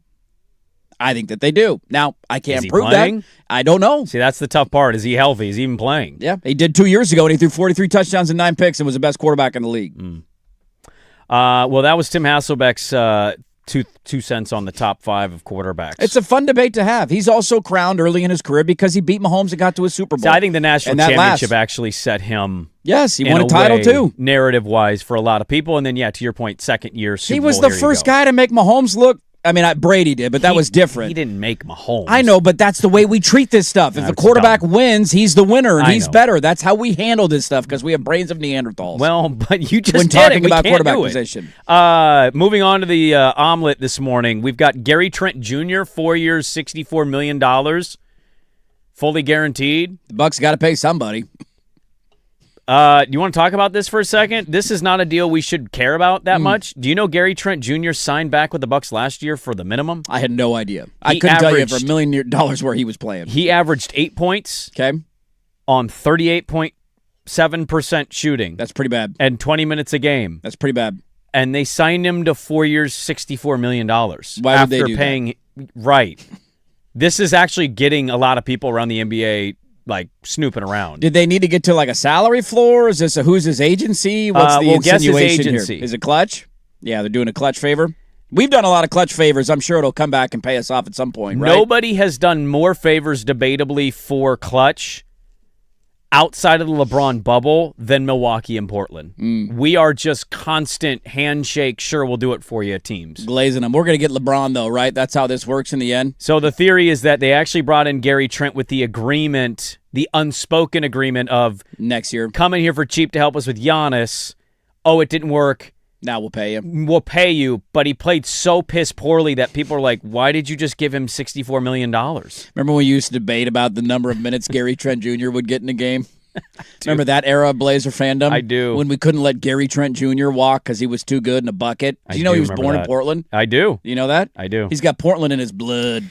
And a positive note as we finish up our morning breakfast omelet in only a fitting way. Yes. A San Diego infectious disease doctor says it's probably best to stay away from fresh produce for the next week or so, even if you wash it, as the fecal parasite illness known as cyclosporiasis has now reached California. Ooh. What do we get when we get this? Like, what's the... You just get a explosive diarrhea. Explosive diarrhea. Sounds like a Tuesday. Bring it on. What places are infected by this food? What do you mean? Has it been in restaurants? Is it spread around restaurants? It's literally or just on in all everywhere. vegetables. I didn't know if from the water one source. restaurant Produce. was here to get more. It's just produce. Okay, just produce. No, there's no restaurant. Got it. Okay. It's like grocery store, farmers markets. Don't eat any produce for 2 weeks. No That's what salad and veggies. Look, it's in California, so that probably means it's in Southern Oregon now as we speak. So get ready to have this. I'll roll the dice. It was great to find out that the federal government had rolled back studies and probing of this specific fecal matter-borne illness. Are you eating poo? Is there like bug poo on there? It ain't bug. It ain't bug poo? What kind of poo we talking? Me and you poo? Our poo? Our poo's on the food? Well, We pooed on the food? what a great omelet we just gave you. Yeah, you gave me a poop on the top of it. Happy Tuesday. I'm just telling you, giving you a heads up. Now I'm not eating that omelet anymore. Well, you're not going to be doing the green stuff. You still want your bell peppers? I'm still going to eat vegetables. Are you? I will, yeah. Just roll the dice I'm with not it? going to eat vegetables for 2 weeks? Oh, who knows how long this takes? How long are we talking here? I don't know. If you Without get it a once, salad? can you get it again? Is it just on leafy stuff? Is it tomatoes? Is it bell pepper? Is it everything? Cucumbers? I can't have a salad. I mean, It's literally on all fruits and vegetables. We're just not supposed to eat any fruit and vegetables for a month? Well, we don't know because they've underfunded it. Now we're going to go run and buy toilet paper. I'm going to go ahead and eat my fruits and vegetables. I'll be all right. Buy all the veggies now and freeze them. Now we're talking. Then you'll get the good veggies. There's your morning breakfast omelet. Dirt and Sprague 105.1. We have a lot more to get into. Hour number 2 rolls on the Fan.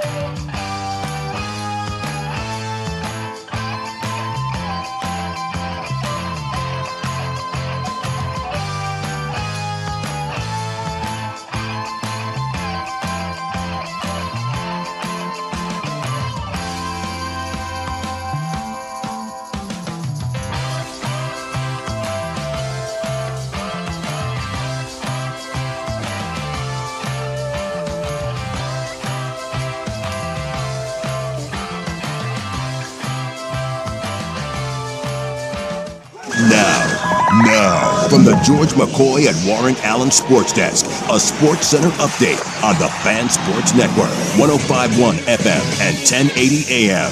First on the Fan with home runs on each of his final 6 swings, Jordan Walker spoiled the Philly party and clipped Kyle Schwarber, becoming the first Cardinal ever to win the Home Run Derby, 12-11 in the final round. Today it's the All-Star Game from Citizens Bank Ballpark. Our pregame coverage on 910 ESPN Portland will start at 4 o'clock.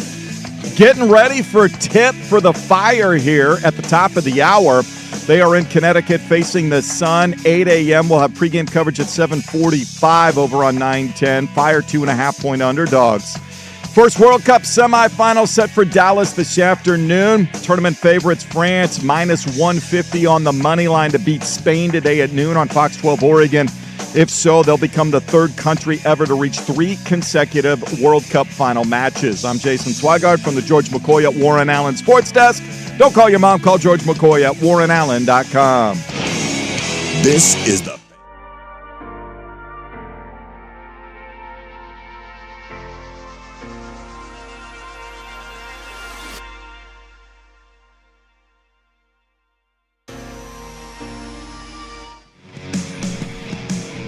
Yeah, some thoughts coming in on the newspaper job that Dirt and I missed as kids. We didn't get to be on bikes throwing newspapers at front yards. No, we have P1 Bob said he got to do the job back in the day.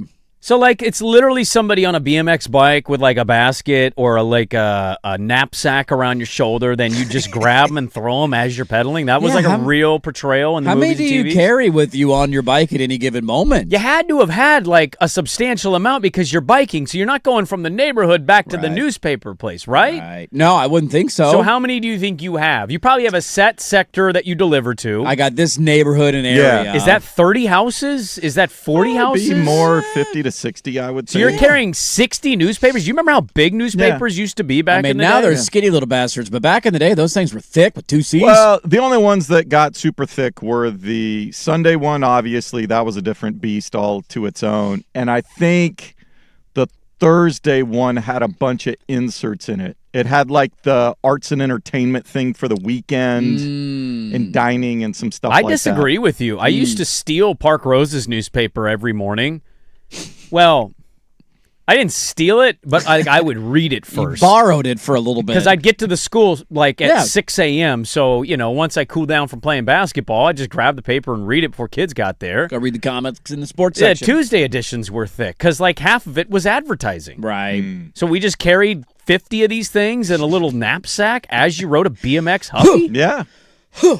That seems, underpaid is what I'm gathering. Maybe that's why the job went away. No kids wanted to do it anymore. It's too physically demanding. Very interesting. Jobs that don't exist anymore that I wish they did. So kids, imagine doing it now with these electric bikes. That would make it very interesting. Oh, my God. These kids would have the easiest job in the world. You could do 5 neighborhoods in an hour and a half. You could be flying around. I always do a double take them when I'm walking in the neighborhood. Like you go for an early morning walk and you see a paper in somebody's driveway. We don't see them very often. It's very rare. It's Yeah. like seeing a bald eagle flying around. You're like, look at that. There's still a paper, people. I don't mean this as a shot. I support the local journalism financially. Yes, but we read Oregon Live all the time. I've seen a newspaper, and I grabbed one, and I remember it was a Saturday edition, and it felt like it was 5 pages thick. I'm like, this is it? That's all you got? That's all I'm getting? Yeah, I go to OregonLive.com. I don't get it delivered. But I do miss the old feeling of the open it, folding it. Dude, I love doing a good page newspaper. by page. I love it. Made you feel like you were accomplishing something. Also, it's a fire starter. Yeah, that is very true. Who wasn't taking newspaper camping back in the day? When I had a house 3 houses ago, we had an old fireplace. That was our main source of heat. And that, man, the number of newspapers I went through to get that baby cooking was a lot. How about this one? Matt Ishbia. Yes, the owner of the Suns. You see what he's doing? I have not seen what Matt Ishbia is doing. It's interesting. In the world of rich people not caring about you, I, or anybody else, Matt Ishbia, whatever you think of him, certainly is throwing his fans a bone. The Suns are offering free parking this year for all new season ticket holders who buy lower-level tickets. So are you spending a little bit more? You are. For lower-level tickets. But you're getting free parking out of it. Yeah. Tom Dundon's parking in Carolina, not free. It is not. Not cheap. It's $40, I think. He got into it with the Spit and Chiclet guys over the parking in Carolina. It was a funny back and forth. That feels like he's pulling a fast one on me. You think that's pulling a fast one on you? I do. Like, if I'm a season ticket holder... What deal would you want over free parking? I mean, I would prefer... it's not free because you have to buy a lower-level ticket. But you already were going to spend that money on the ticket. Maybe I wasn't going to. You think they price adjusted and said, what's a season's worth of parking? Let's add it to the lower level? I think so, yeah. That would be my guess here. I think it's a free... We're throwing you a bone here, and then you realize, wait, Fantastic. if I would have just bought the 200-level seat and the parking, it would have ended up being... So I guess in that regard... You got better seats, though. You could get better seats. So in that regard, I guess it's a deal, but there's got to be some sort of game being played here for Matt Ishbia, does there not? You could be right. Very well. Maybe I'm just giving the benefit of the doubt. I don't know. Well, Arthur Blank did this, didn't he? With did. his food menu, he lowered the concession costs, and he found that more people bought food and drink because when people don't feel like they're getting ripped off, they'll actually spend a little bit more. That's a fair point. So I wonder if Ishbia is doing this knowing I'm sacrificing a couple to get people more to buy fans into season tickets. Yeah. I also don't know where their season tickets are at right now. They're in a weird spot. They had Durant and all those guys a couple years ago. They were better than we all thought they would be last year, and then they lost to us in the play-in. And they're a weird team. It's just a weird team, right? And Miles Bridges now, Dylan Brooks, Devin Booker, Jalen Green. I don't know what to make of that team. You're building around Devin Booker still, but there's not enough talent around. They're going to be the same team probably next year that they were this year, where you're fighting at the bottom of the playoffs. Yeah. So I'm sure that's not driving season ticket sales like crazy. And so from that area, it is a smart business move. I'd be curious though to have somebody do an economic study of how much money you're actually saving on this, or if he's raising the prices to the point where it's a net wash. But at least you get a better seat out of it. So that part of it, I like. Well, our area where the Moda is right now, there's a lot of people that if you don't park at the Garden Garage, it feels like a little bit of a roll of the dice. It absolutely does. It is. Not only is your vehicle going to be intact on the way out, but will you be able to find a parking spot? Well, that's the other thing is if you're going to park in the neighborhood by the Toyota dealership, yes, you might be blocks away. You're a long walk away. I'll never forget, because I famously when I used to go to games more often, I would park right next to the dealership every time. Yes. It was quick. It was right there. No big deal. You grab a bite of food over there, too, if you want to. And my brother-in-law, who had a really nice car, far nicer than I, was debating if he should go to the garage that night or where he should park. And I said, I always park by the dealership. Yeah. It's been money for me every time. Haven't had any issues. He did it. Windows shattered when he got back to his car. And I went, that's not technically my fault. But now I feel guilty. But I do feel bad. I told you it was okay. Maybe your car is nicer than my 07 Camry with non-tinted windows. Maybe I didn't have the same care that you do over your quality of window. Yeah, you break one in a Camry, we'll be fine. But what is something they could give you as a season ticket holder that would make it more interesting to make you want to have the purchase? Because here's my take. I don't enjoy the Garden Garage. I hate the Garden Garage. I feel like you have to leave early. Getting out of the Garden Garage is a disaster. It's horrible.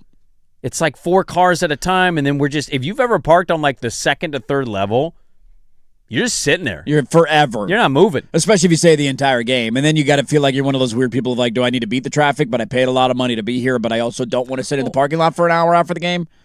Ducks fans have complained about the uptick in their prices for football tickets. People still paying it. People are still paying it. Every game will be sold out. Well, what would fans want, though? Is there something beyond parking that you'd rather have than free parking? I think the idea, the parking one is unique. Moda Center is a little bit different because you do have, now not everybody's willing to do it, but you do have other pathways to get to the arena, right? You can take the Max. It'll drop you off right there. Portas a la derecha. That's right. So theoretically, there are ways if you don't want to deal with somebody breaking into your car or finding a place to park or the expense of parking, there are different ways to get down to the arena, right? So there's different answers there. As a fan personally, parking would not be my biggest bugaboo. My biggest bugaboo would be the food and drink prices because it's absurd at every arena you go to, sans Atlanta, of how much things cost, how much a bottle of water is, how much a beer is, how much a hot dog or a burger or a slice of pizza is, because that's where I think it really gets you. The parking, I don't mind. I'll even be the kind of fan who's willing to pay a little bit more of a premium for parking so you're a little bit closer if you need to do that. But if you take your family to go to a game and you're eating out while you're at the game and you want to have a beer or two while you're there, that's where I feel it the most. Of this is absurd that this pizza's $10 and this beer's, I got a slice of pizza and a beer and it's $19 and you're asking me to tip 20%? This is ridiculous. And that doesn't count anybody else's food. So if I could pick one thing as an owner, like, hey, Tom, please do this, it would be the blank model in Atlanta. I will never forget being in Atlanta for the Oregon-Georgia game. It's the only time I've ever been in that stadium, walking around the concourse, looking at the concession prices and just in awe. Now, I didn't eat it because we had free media food. It was all Chick-fil-A everywhere.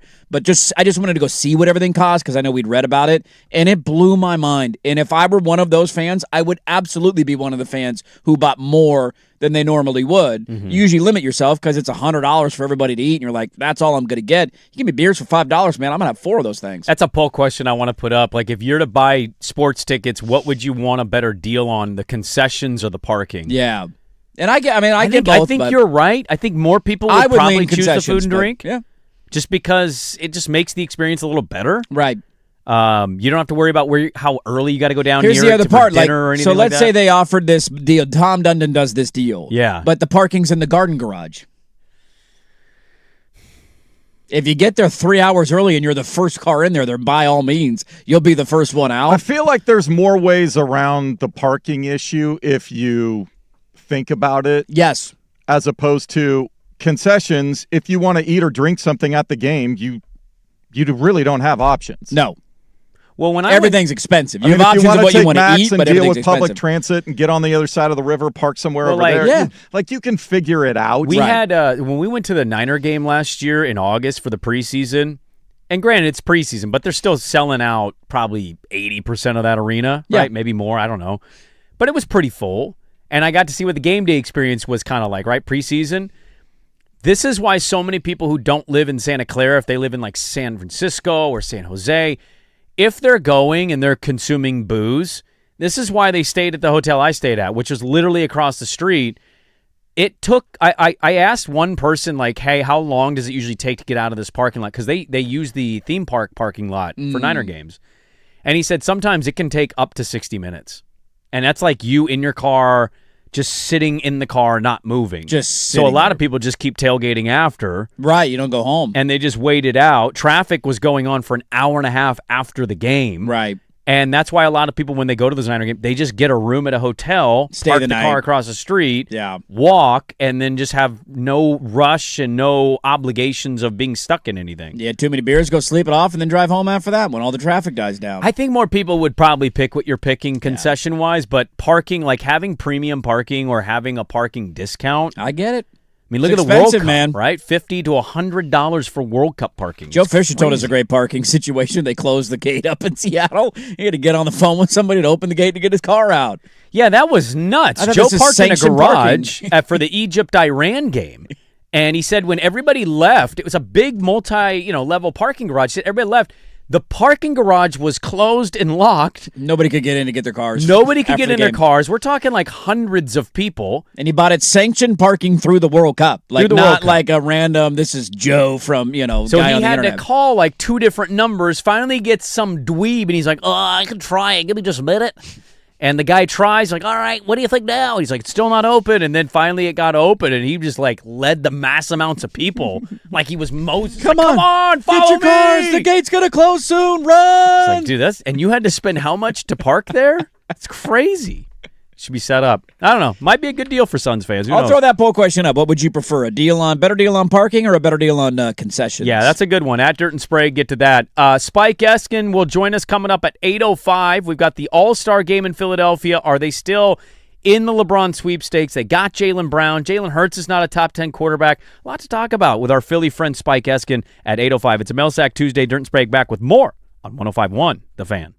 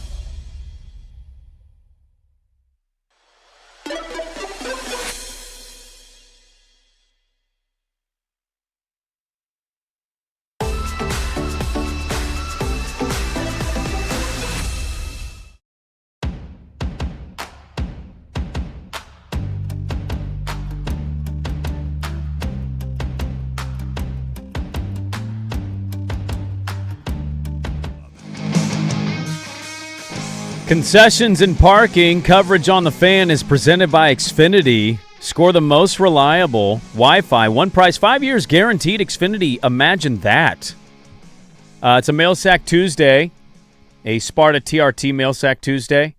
Get those questions in at 503-864-6326. We'll talk with Spike Eskin at 8:05 today, our good friend in Philadelphia, PA. What's going on in Philly right now? Yes, indeed. It doesn't seem like they're going to get LeBron. I think LeBron Cleveland is going to be the thing. I'd be cool with that, man. Go home one more time, 1 more year, 2 more years, however many it is. That would be the best possible outcome here. But they got Jaylen Brown. We wanted Jaylen Brown. Yes, they do. They get nice things. They've got Bob Myers. They hit on a draft pick. What's that feel like? To get a guard who's dynamic early in his career. Which one you talking about, Maxey or Edgecombe? Because they nailed their point guard and 2 guard picks. Yeah, it's pretty good, huh? We certainly did not. Think they'll swap Scoot and Shaden for Edgecombe and Maxey? Think they'll do that deal? Yeah, and then they'll sign the max. Got it. Yeah. I think that's what we're going to do. That's where it's going to go. Bob Myers to Portland confirmed. He'll sign the Supermax. People are not. This is a very debated thing right now. Very debated. A lot of angry thoughts coming in on the max. Why it's are not angry safe. thoughts coming in? People like taking shots at the max. I will the be max honest. being safe. Sorry, I didn't hear that part. Is Dirt really going to take his little one on the max? No way. Well, no, I wouldn't. I would still. My kid just rode the max to the Fire Caitlin Clark game. There you go. It was her first max experience. She loved it. I have done it. I love the idea that every time you're on the max, you're going to get shivved. Like, no, we don't have a daily stab rate on the max. What's the stab rate average on the max? Now, do I prefer to drive in park? Like, yeah, dude. It was the question of what would you rather have a cheaper option concessions, and I would rather have concessions. Yeah. My only point was that you have other options to get to the arena. Once you get to the arena, you only have the options that are in the arena to eat. Now, somebody tweeted us and said you don't have to eat, you got to get there. That's true. That's also valid. Very but good point. I also like to eat when I'm at a game. It's hard not. Sue me. Well, yeah. Well, we know why. I have tiny legs and I'm fat. Yes, I'm fat and I want to have a couple of beers, man. Okay. You know, often I go to a sporting event. It's not very often. I wake up at 3 o'clock in the morning, okay? An occasional weekend, I want to go have 7 beers while I'm there. Is that a good, Sue me. Good poll question? Do we average a stabbing a day on the max, yes or no, at Dirt and Sprague? Is that too far? Do we have anybody out there working for the max can notify us the daily max. stab rate? Look, I'd say this. The workers of the max are not the problem. No. I just wish we could make it feel a little bit safer. More safe. When I go 84 into work, I drive past the 42nd station stop, and I look at all 7 of those people, and I go, I hope you're safe today. Yeah. And I also feel right past them. I also feel like some of the judging of the max is not good in terms of I feel like the majority of the people that do the anti-max angle are people who don't. It's like the idea of going into downtown Portland, you're going to get stabbed, and you ask, when was the last time you were in downtown Portland? They're like, well, 10 years ago. Well, that's the problem. So you don't go, so you don't know, but you're telling me it's not safe? Preferred way to go to Timbers games because there's no damn parking down there. Dude, my mom takes the max everywhere. She tries to make our entire family take the max everywhere. She is so pro max. Well, we pay for it. Well, I know. We went to the zoo 2 weeks ago. By the way, 10 out of 10 zoo day. Bears climbing the tree all the way up to the top. Every animal was out. Love a good 10 out of 10 oh my zoo day. God, everything's happening. Everybody's out. Perfect day. And what does she say when we're hey, let's go to the zoo Sunday? What does she want to do? Take the max. Take the max. Yeah. What did we do? That's a tunnel exit, isn't it? The zoo one, the Washington School I think so. Street one? Yeah, that hop one's on the inside max, the drive tunnel. there. Yeah, that's kind of cool. She's always trying to. My mom rides the max. I would say, I'm over-exaggerating, every week probably, and to this date has not been stabbed yet. The funniest one is when I tell people growing up in Park Rose and be like, yeah, we used to go to the Gateway Transit Center all the time. It's always like, oh my God. Are you still alive? I promise you it wasn't that bad. How many times have you been stabbed? Let me see the scars, huh? Look, were there weirdos? Absolutely. But when there's 6 kids that are willing to kick you in the nuts, you ain't messing with those kids. And that was us. Leave us alone, you were weirdo. The kids that was running around. Yeah. That was before the fentanyl. Yeah, that's true. You kids don't know what it's like. No, we used to have happy homeless people, man. We did have happy homeless people. That was when weed was bad. Weed was bad, and they were just drunk all day. Yeah, they were. That's what we would deal with. Now they're leaning. They're leaning and they're howling. What's going on over there? Walking with my kid in Southeast, I saw a guy. He was sitting like a sitting spot on a stoop of a closed business. Just absolutely obliterated out of his mind, drunk. And he's like, hi. And my 10-year-old goes, Dad, what do I say to those people? You just keep walking. Keep him head straight, stoic, keep it moving. 10-2. Treat it like a T-Rex in Jurassic Park. Dude, I have one of the. I don't know if Don't move. Yes. Just keep slowly back and away. Just keep moving. Just keep very quietly. Keep moving. No sudden movements. And then he did it on the way back. We had to walk past. Hi. I was like, oh. Dude, I had one of these last night. I was over at my folks for dinner. I had such a weird interaction with an old guy. I don't know if he was on drugs or not, or just crazy. I'm not sure. But literally putting things in the car or the truck to get ready to go home. He's walking down the sidewalk, and I drop. I'm a hey, how's it going guy when I pass people in public. Hey, how's it going? And then sometimes you get an answer that you don't want, and he immediately answered and said, well, if I really told you, would you believe me? And I just thought, okay, now I've opened a can of worms. This isn't Did you good. turn around and say, yeah, try me? I did. I said, well, what do you mean? And he said, well, if I tell you the parts of my life that aren't good, nobody actually wants to hear them. And I was like, yeah, we usually want to hear the good things. And at this point, I'm like trying to usher my way back into the house. And then as I'm walking up the stairs, he goes, yeah, cancer. And he just starts rattling all. I'm like, I don't know what's happening right now. As he's like saying, so he's like, yeah, cancer, my kid left me. I'm literally walking up the stairs to try and get then back the in my door's house. just shutting as he's still talking. And then I eventually have to stop on the stairs because he says, what's your name? And then I say, yeah, I tell him my name. And he goes into some like nursery rhyme about picking apricots and that I don't know. It was one of the weirdest interactions I've ever had. And I tried to get into the house as fast as possible. Maybe I shouldn't ride the Max. That guy's probably on there and he's going to stab me. So Dirt's pro parking because he doesn't want to take the Max anymore because of a nursery rhyme involving apricots. This guy? Am I going to get stabbed right now? What is happening? It's crazy. That is, I had multiple people reach out and tell me, your neighbor's story, she is psychotic. Yeah, that was a weird one. Now, she knows what you do. This just aired it all out. Yeah, let's not say that anymore. I don't think she does. Maybe she does. I don't know. I just had a lot of people like, that is the weirdest behavior. Pretty weird behavior. Of an adult I've ever heard. Would have been nice to talk to you.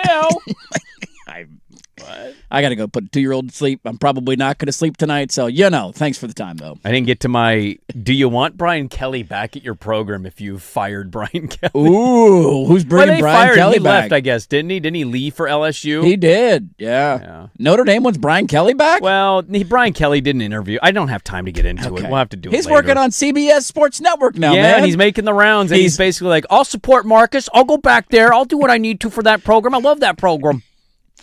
No. Is he going to coach anymore? Somebody will give him a job. I think he's underrated done. That'll be a fun debate to have. I think he'll for sure get another job. He might have to go under the radar, somewhere under the radar first. Like a New Mexico, if what's the guy's name? Elko, or not Elko. Eck, yeah, Jason Eck. If Eck something leaves, like that. 1 year and then bounce to the first Power 4 program. The hang up here will be, is he good on TV? That's the thing. If he's good, he's going to get a job. He's going to get paid, and he's going to keep doing that because then you stay associated with the game. But I don't see him being good on TV. He's too phony. I don't see people liking him. Yeah, I'm kind of curious to see how that goes. But we'll find out. Call him Mountain West games. All right. Do you ride the Max? Do we average a stabbing a day on the Max? Those are questions we can post on the show page. Loaded third hour of the program. We got the mail sack in the fourth, but Spike Eskin at WIP Sports Radio in Philly's going to join us. A lot going over there in the city of brotherly love. Spike Eskin joins us hour 3 on The Fan. It's time for Who's Stinking It Up? Woo!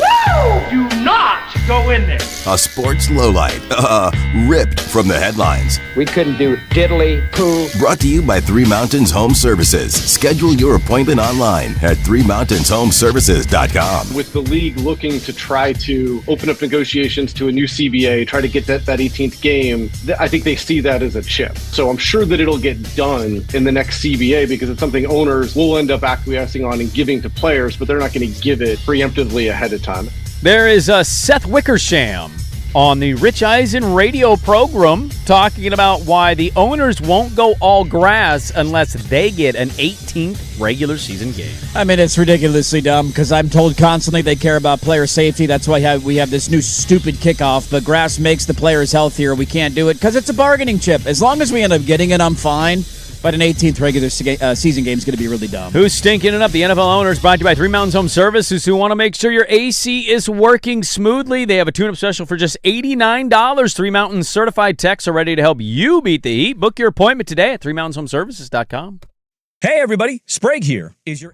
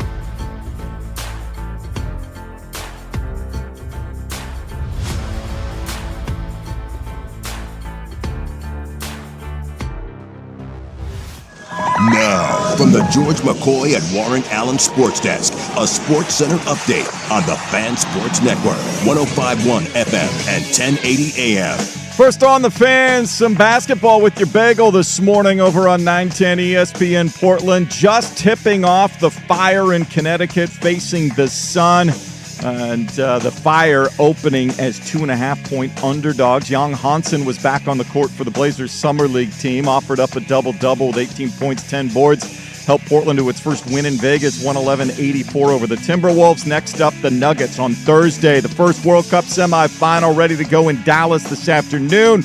Tournament favorites France taking on Spain. Fox 12 Oregon has the coverage. France trying to become the third country ever to reach 3 consecutive World Cup final matches. I'm Jason Swigart from the George McCoy at Warren Allen Sports Desk. Don't call your mom. Call George McCoy at warrenallen.com. This is the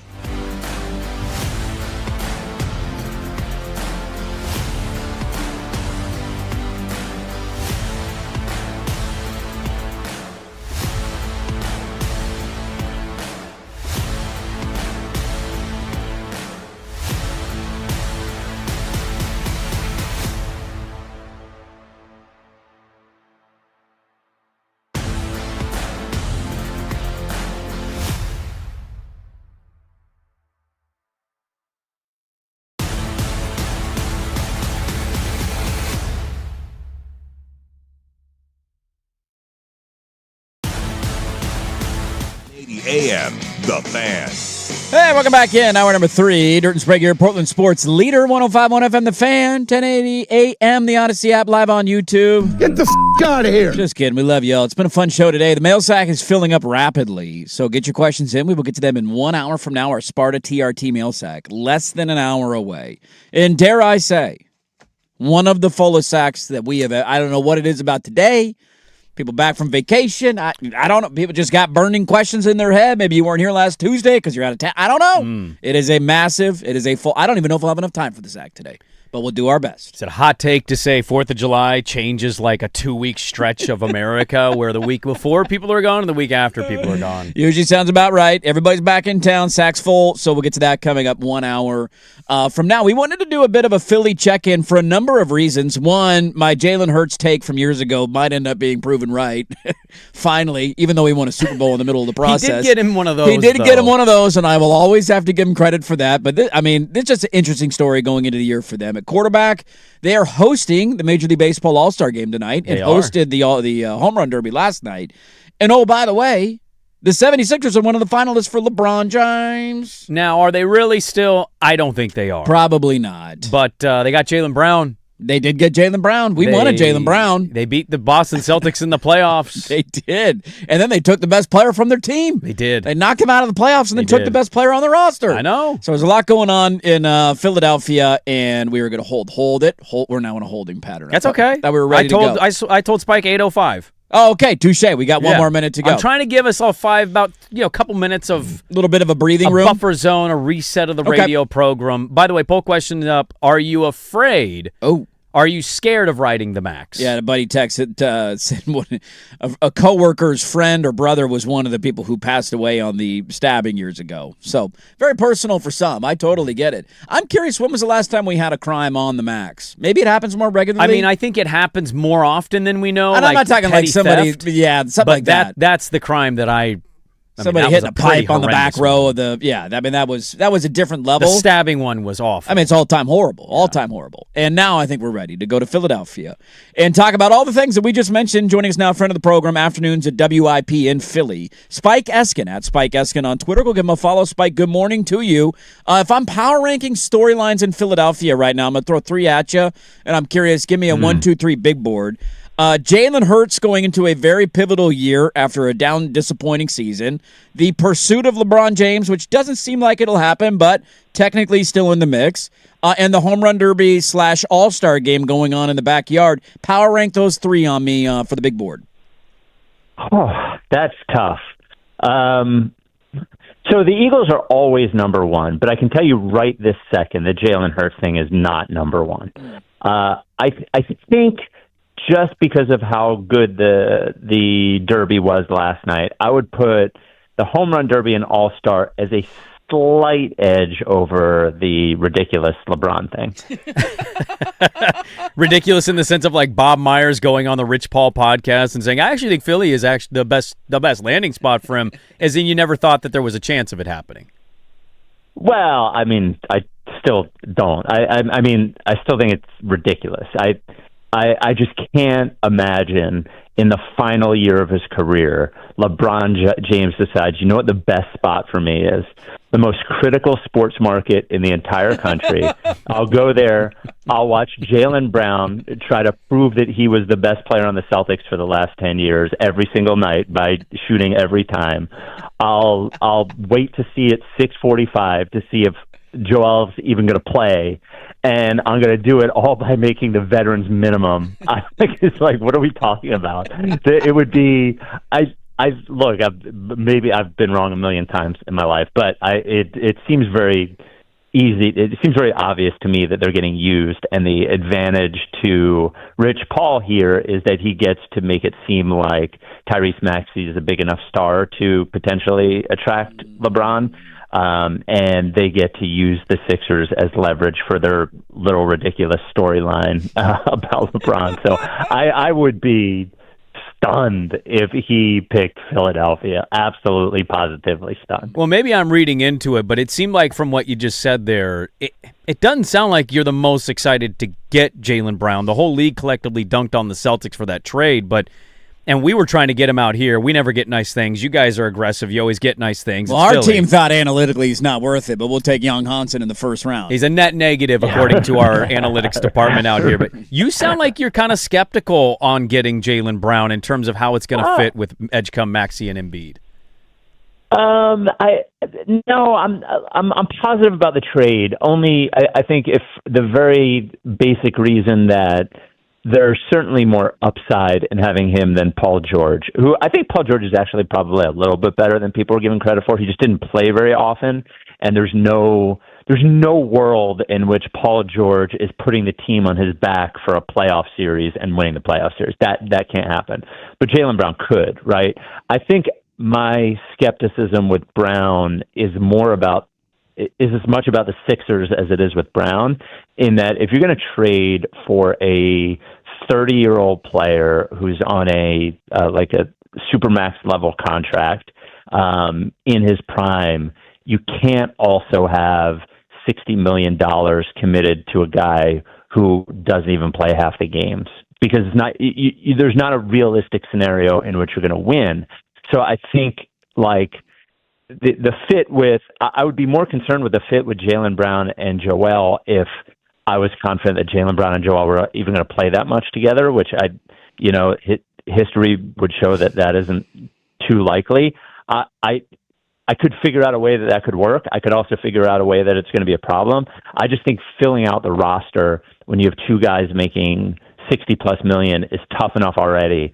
And when one of the guys just doesn't play very often, it makes it almost impossible.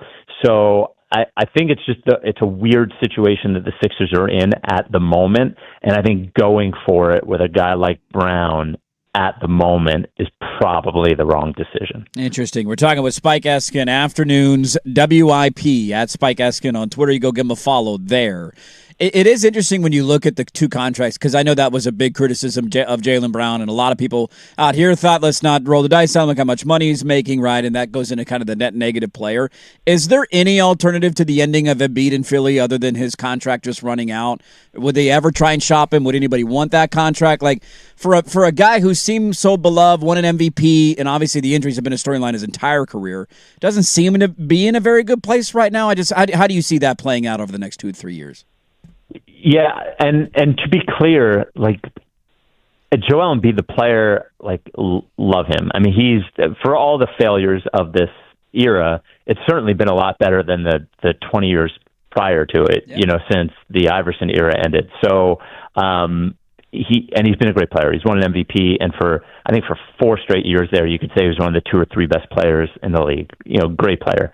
Unfortunately, the reality of it is now that the only way I could see it ending prior to his contract ending, they could waive and stretch him after next year. I guess that's kind of a sad way for it to end.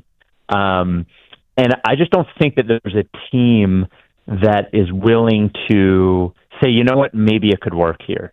So I think that the only situation in which he gets traded is when you're giving up draft picks to get off of him. They just gave up 2 first-round picks to get Jaylen Brown. So really that's the extent of what you've got if you do it to get rid of Embiid. And I don't know that they're going to do that. So I think I also don't think it's realistic to wait the 3 years, especially with Tyrese Maxey in his prime and Jaylen Brown in his prime. Right. So I think if I had to put the number one most likely thing, maybe not greater than a 50% chance of happening, but the most likely thing is that they give this year a try, it doesn't work out, and they waive and stretch him after this year. Home run derby last night, you mentioned that it seemed delightful on television. I don't know if you went to it in person or if you also watched it on the Netflix thing, but I know the broadcasting getting a lot of reviews, good and bad. It was a great home run derby in terms of how it all boiled down. Schwarber gets to the final, and then you get a guy that most of America has not heard of that just goes on kind of a heater and wins it. They booed him. And I've always said, you can think whatever you want to think about Philly fan. Portland is way too soft of a sports fan, but we need to be more Philadelphia. Sadly, we never will be. Paint the picture of last night and then, having the All-Star game and the festivities go on in your city, because think what you want, and I'm a Braves fan, so I kind of hate the Phillies. That's a great fan base and a great ballpark when it's rocking. Yeah, that was cool last night. We actually did the show from the stadium there, and then I left there probably around 7 o'clock, and then I watched it from home. I'm not this sounds miserable. I'm not a miserable person. I'm just not a big crowd guy at this point.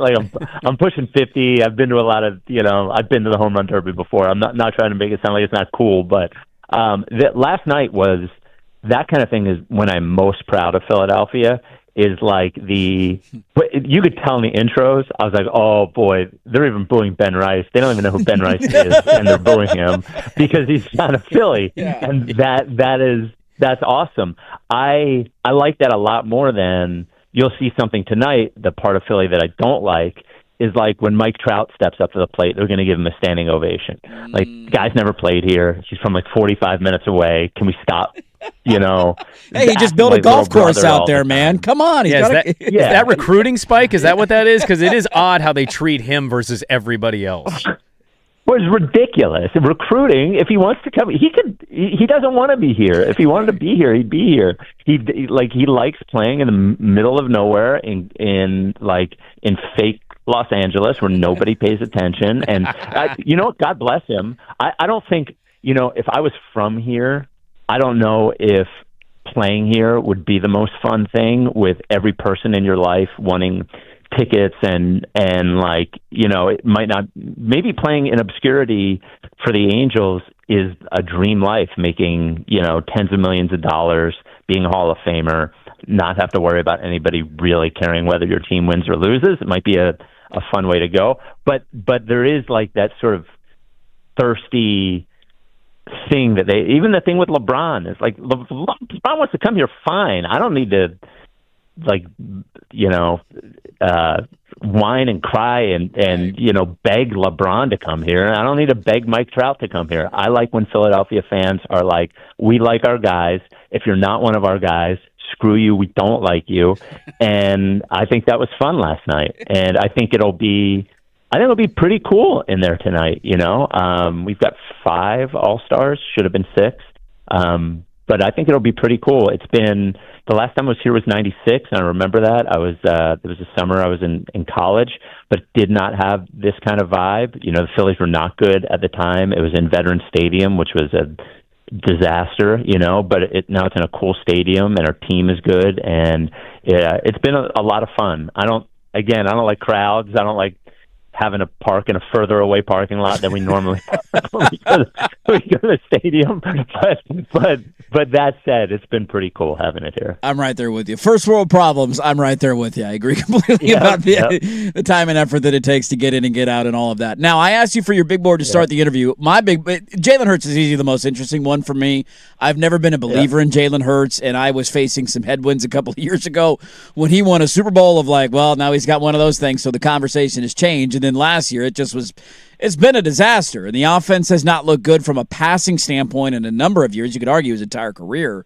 What is the feeling about him going into this year? It's a very complicated thing, right? Like a guy wins a title, so that has to matter. But also you watch him, and it's like sometimes the numbers don't match up. Does the team love him? That's a fascinating story for me going into this year. Where's that city and that fan base on their quarterback?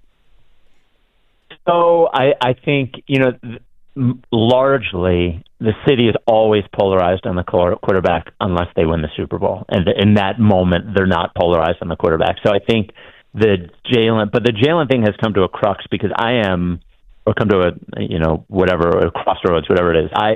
I'm closer to you. Like, I'm not really a believer. And I actually just don't think it's that complicated. I think people make it sound more complicated than it actually is. I think in the NFL now, it's great to have a great quarterback, but there are plenty of really good teams that do not have a great quarterback that win Super Bowls without a great quarterback. I think you could argue the two quarterbacks in the Super Bowl last year are both good quarterbacks, but I don't think either of them are great. Drake May certainly played very poorly all playoffs, and they found themselves in the Super Bowl. I think there is a thing where if you're able to not pay your quarterback like a great quarterback salary, it allows you to build your team up otherwise. And I think the reason that the team has won, at least over the last few years, with Jalen a quarterback, is because they have the best offensive line in football. They had two of the best receivers in football. The last 2 years, they've had one of the three best running backs in football. The last 2 years, they've had one of the three best defenses in football. And Jalen, to his credit, is not. I'm not saying he's a bad player. He's a pretty good player, but he's not a game changer or anything. And I think the argument comes when I don't know if maybe it's always been this way because Flacco, we had the argument about whether he was elite. He was clearly not an elite quarterback who played great in the playoffs and won a Super Bowl. Eli Manning was clearly not an elite quarterback who played great in the playoffs and they won a Super Bowl. Jalen Hurts is not an elite quarterback. He's like 14th or 13th or wherever he is. And that whole group of quarterbacks from like 7 to 17, depending on how they play that year, you can move them around. But I think the frustration with Jalen is when you look at every year since 22, he played legitimately great in 22, the year they first went to the Super Bowl. But I think you could argue he has played like worse every year since. He doesn't run as much, whether that is to protect himself or he's not quite as athletic as he used to be, which takes away, if you're a dual threat quarterback and you don't run, then your only threat is throwing, and he's not that good a thrower. Right. This is a big year for them. They were the year they won the Super Bowl. They were 29th in the NFL in passing. I think they were 23rd in points scored last year. That's not good enough for spending $30 million on each offensive lineman you have, having one of the highest paid running backs in the league, one of the highest paid wide receivers in the league. It's not good enough. So I think his job's on the line. I really do, and I think they'll move on if he doesn't play really well this year. Simply because I don't think he's worth the contract extension he'll get if he doesn't. Last one for you because we appreciate the time. I know you got a busy day and a busy show. Social question for you. So our sales manager comes in yesterday, and he says, I went to dinner with my wife over the weekend at this smaller downtown restaurant. And he sits at the table, and it's one of these, one seat on each side, so it's a two-person table across from each other. And maybe 2 feet to his left, maybe 2 feet, like right next to him, is Penei Sewell, who went to Oregon and is now the Detroit Lion offensive lineman. And he was saying that Penei Sewell was being kind of awkward and the conversation didn't really exist between Penei Sewell and the lady he was with. And my counter was like, you can't have, like, what kind of conversation can you honestly have? So Spike Eskin walks into a restaurant with his wife. It's a dinner date. You sit at this small table, and maybe 2 feet to your left, sitting right next to you with a guy in his date, is Tyrese Maxey. Are you sitting there talking about your personal lives loudly with each other, or are you feeling uncomfortable because of how close you are to Tyrese Maxey? Oh, well, he should feel more uncomfortable than I should, right? Right. I don't think Tyrese Maxey cares about my personal life, but I certainly would be interested in it. I think that is what I hate about restaurants. New York was famous for this when I lived there. You go to this great restaurant and the tables are 2 inches from each other. And if I was Penei Sewell, I would feel awkward having that conversation. But also, if I was him, why am I in that situation where I'm that close to somebody else? I don't think he knew. So My guess would be he didn't know, and our coworker basically leaned over and went, "Ooh, that looks good. I should have got that." And I just thought, could you make him any more uncomfortable than commenting on his food choices? Yeah, well, there's that too. There's like taking away any doubt that somebody is that close to you. I think my overarching opinion on this is I hate restaurants like that. I can't stand them. Yeah. I hate when I walk in and I see the table set up, and there's one table that's far away from everyone, and there's one that's right next to another couple, and all I'm thinking is, do not sit us there, do not sit us there, do not sit us there, and then there it is. So, I think I would feel guarded if I was that close to somebody. Yeah, you can't help it, man. Everybody's overhearing everything you're saying. It's not comfortable. I'm with you on that. We need to abolish that table setting. Spike Eskin, Afternoons WIP in Philly, at Spike Eskin on Twitter. Enjoy the All-Star game tonight. Should be a great night, and hopefully we can catch up again soon as we get closer to football season. All right, thanks, guys. There you go. Spike Eskin of WIP in Philadelphia. Those restaurant settings should be abolished. We can talk about this. We need to talk because we didn't bring it up yesterday when he came in and told us the story. It's so uncomfortable. Him painting somebody as uncomfortable or awkward, I found interesting because I don't think anybody is comfortable in that setting. Right. If Penei Sewell says anything noteworthy, what is he then doing? He's running in here and telling us, guys, guess what Penei Sewell said? Yeah. That's why Penei Sewell's awkward not saying anything. Right. Well, if you're awkward being 2 feet from somebody, go over to Europe where you're literally 2 inches. Like everything is that how they do it over there? It's little tiny tables, and they're all on top of each other, and everything is crammed into these small little spaces. They ran out of room. It's like old golf courses. There's only so much you can move the tee boxes back. Italians strike me as people that, they are fine with it because they'll start having conversations with each other, whereas Americans are so singular, tunnel vision, leave me in my world, don't leave me alone. In my bubble. Space. There's no bubbles, there's no personal space. Right, over in Europe. They lean over and they grab the bread on somebody else's table, and they're like, thank you. Yeah, it's where it's like, dude, I don't even want your oxygen near my food because I don't want your spittle. Look at my food. Don't look at my food. Don't touch my food. Don't talk about my food. Look at my food. And what's the one thing when you hear people tell stories? I heard one of these. Would you shut up over there? The stories that people retell about athletes when they've encountered them, they're largely about what the athlete said. Yes. The experience of meeting the athlete, everything about that situation. Penei Sewell just sit there and be like, anything I say will be remembered by anybody around me right now. I don't know who passed on. There'll be a game of telephone. I don't know where this is going to go. Penei Sewell. I'm not giving any sort of personal details. Come on. Not happening. What do we make of LeBron watch? I got some funny anecdotes on that All-Star game tonight in Philly and some reaction. We'll get to that next on The Fan.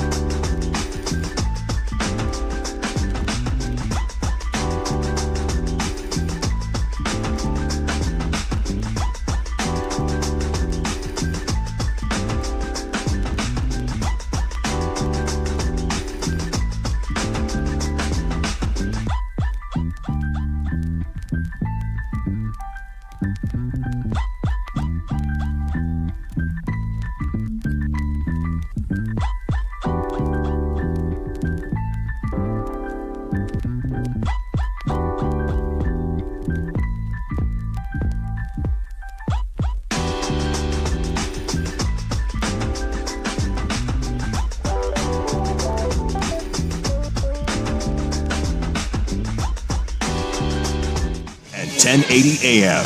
First on the Fan, early wake-up call for the Portland Fire. They are in Connecticut right now, 7.5 minutes remaining in the second quarter. They are trailing the Connecticut Sun 40-29. The Sun shooting 73% from the field so far.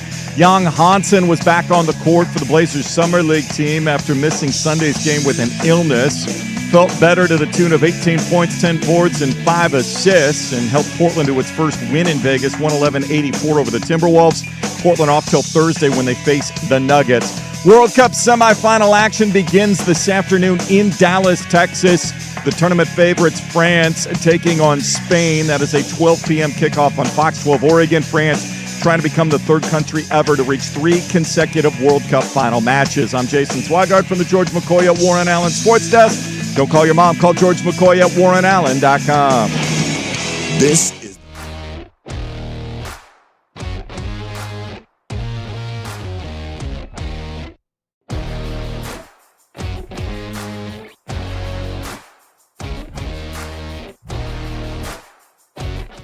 Eat your own butt. Welcome back in, 8:31 on your Tuesday morning. Hope your day's off to a good start. We got Mail Sack coming up 29 minutes from now. Last call. Last call, dare I say. The bar is closing. Get your questions in. 503-864-6326. You can send them on Twitter or on the YouTube chat as well. And we will get to as many of them as we can. Our Sparta TRT Mail Sack coming up at the top of the hour.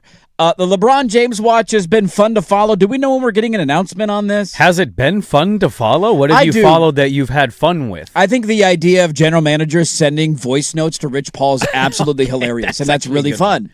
That's a good one. It's really fun. I've enjoyed people just talking publicly about why their team, Draymond, opted out of his contract to give them financial... It's hilarious. They might not get him. Wiggle room. People in Cleveland are basically saying that this is a done deal. They just aren't announcing it until whenever he chooses to announce this. Yeah.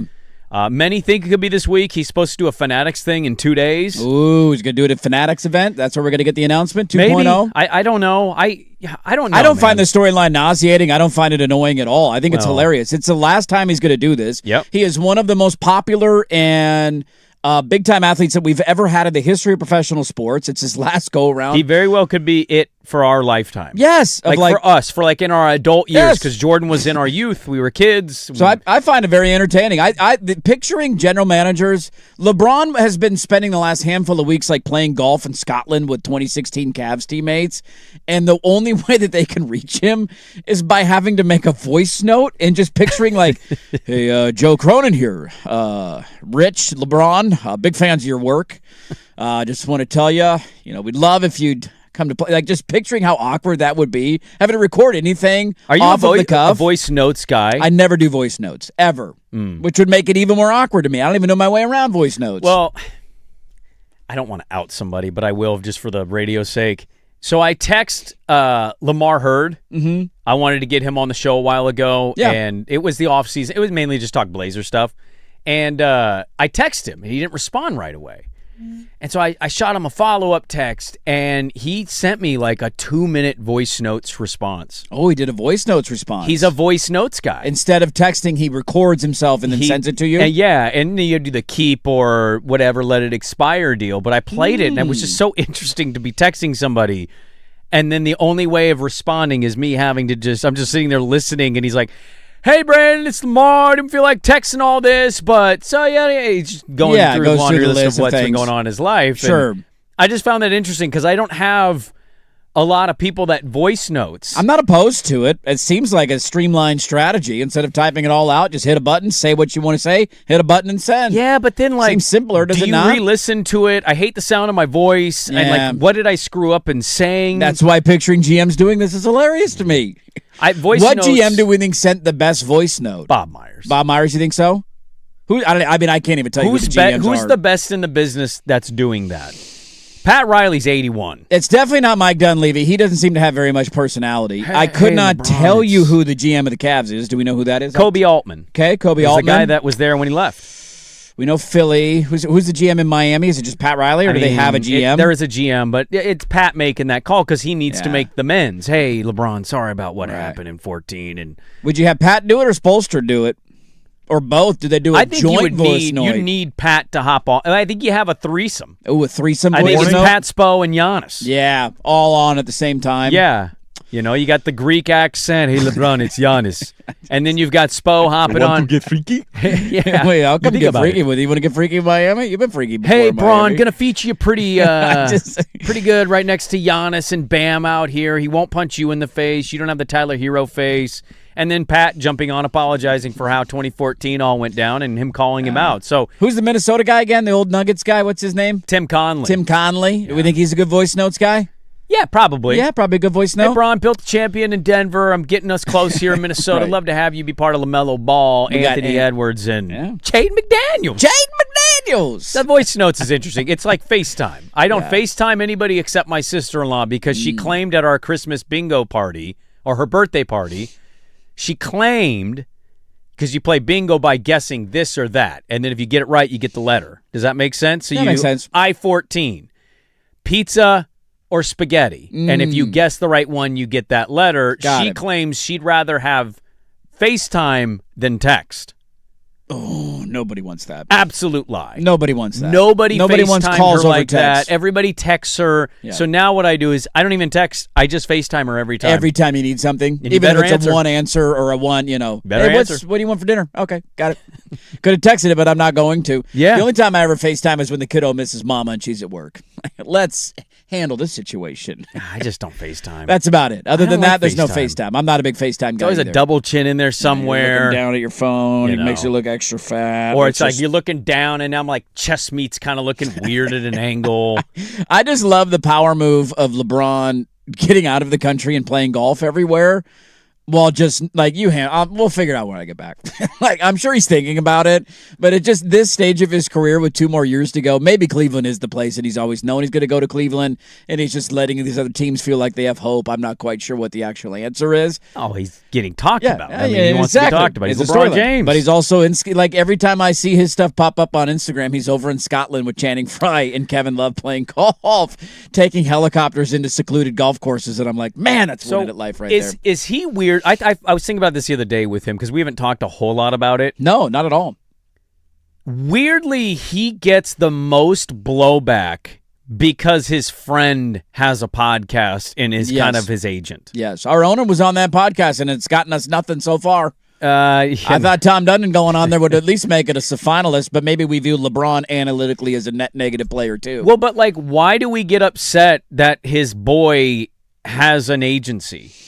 Why are we upset by that? The frustration that I have, Like, and if I can't speak for everybody. Yeah. I don't have an issue with the pot. My biggest frustration is this insinuation and idea that, and we just talked about this on the show, so it's ironic, doing favors for them. And we certainly have done a number of favors for, like, this idea that you got to get along to go along, as if there will be some sort of reward Some at the end of the payoff. road. Right. Where's the reward? I know. Are we ever going to get one? Remember, you got to do the Jeremy Grant contracts. Good to be in business with Clutch Sports. That became one of the worst contracts in the NBA. Yeah. And we had to trade it for a guy that nobody wanted, who I'm sure I'm excited about. But, like, when is the payoff? There has to, if you're It's a doing very fair question. benefits for, that's my pod. You do whatever you want in your free time. You want to host a podcast? I don't care. Do it with whoever you want. Max Kellerman, that's fine. That's my issue of, like, why is Milwaukee doing them favors? What are you going to get out of it, Milwaukee? I don't know. You're Milwaukee. Yeah. Giannis was all you had. I know. You were nothing. Then you had Giannis. Now you're nothing again. Welcome back. Well, but like, if you blew up, not to the level of LeBron, but like really blew up, would you be okay with like your best friend doing stuff and talking about it? As long as there's not actual, which obviously there wouldn't be, but like actual dirty laundry getting shared. Well, like, because whatever, he dude. legitimately, anything Rich Paul says, everybody goes, LeBron. There's LeBron making his boy say it. And I think he sticks up for LeBron. He defends LeBron's legacy stuff. Yeah, I think that's true. I don't think LeBron's like, hey, Rich, make sure I you need say you to say this, and that. No. Like, I don't think that's what LeBron, I think Rich Paul genuinely has been around the business for so long that he has all the opinions he has. But it's just interesting that his best friend, his business partner, sounds off on this stuff. Yes, it is very interesting. We've never had that dynamic before. He's doing a podcast talking about the destinations. He's got a whiteboard behind him. Here are the possible cities. And I don't know if I would want, I don't know if I'd be against or want somebody that's that close in my life. Right, that plugged into it. Doing it. I don't think I'd care ultimately if they wanted to do a podcast. I'd say, yeah, dude, go ahead. Do whatever you want. And if people want to insinuate everything that person says is what I think, then I can't stop them from having that Controlling the narrative at that level is something that's impossible to do. You almost just got to let the reins go and give up because you're not going to be able to do it. But LeBron Watch continues. How many times do they have to re-record their voice notes? Just another funny question I've had in my head. Damn it, I screwed that one up. Delete and start all over again. Yeah. I just love that picture. We'll see. Maybe it comes to an end sooner rather than later. There's people in Cleveland saying that he's tweaking the roster behind the scenes. He's already pulling the strings. Well, they haven't gotten Harden the extension yet. No, That's they have interesting. Not. Yep, they're all waiting. So maybe they're figuring out the financials because I don't think he's actually going to play for the vet men. So you figure out the financial details of it. It's a great, I guess, send-off story if you care at all. And most people don't. They hate LeBron. Well, not most, but a lot of people do. Sure. I don't know if that's the best spot, but I can certainly understand if he chooses to go back to Cleveland wanting to do the swan song thing with the team that drafted him that he came back and won the title for. He might be coming home again. Time will tell. Let's close this hour of the show with some fun with audio. The mail sack coming up top of the hour, 503-864-6326. All that so to come back after this on The Fan.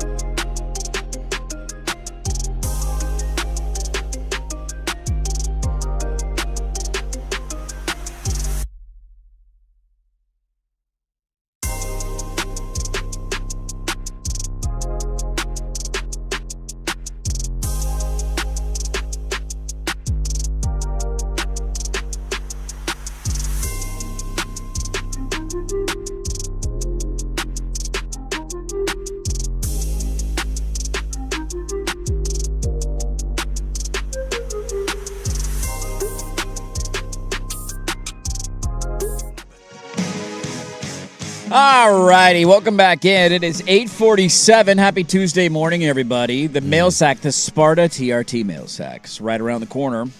Let's have some fun, though, shall we? It's been kind of a fun mood today. Not good.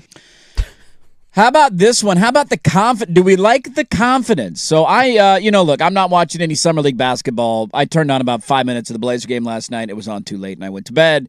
But I am seeing the highlights. I saw, little information here or there comes out. How about the Caleb Wilson dunk last night? Do we want to talk about that? I would say this. I haven't technically consumed. a dunk? It was more of a throw-in. It was kind of a Blake Griffin throw-in. Dwight Howard got the dunk title because of that. Just the vertical leap in that moment is like, oh my. And he, I believe, had more points than anybody in a Summer League debut, if I read correctly. Not last night, but in his first game. A dunk is great. I could make an argument, though, that when you jump so high that you violently throw it through the hoop, you have shown me an ability that not many... More impressive than a dunk almost in that regard. Because yes. you're throwing it down into the hoop. Over somebody's head. Like, again, a dunk on is great. Yeah. Caleb Wilson, I think, has been far and away. And Peterson's been good. My sleeper of the draft. Right there, it's my guy. Hot take. Cam Boozer, we have audio there. He's been really good. Yeah. Caleb Wilson is playing like a dude that absolutely is making it his life's mission to prove that he should have been the number one pick, if not more in the conversation for the top 3. How do we react if the Bulls have a dynasty, become irrelevant for 25 years, and then become good again all in the middle of us doing literally nothing?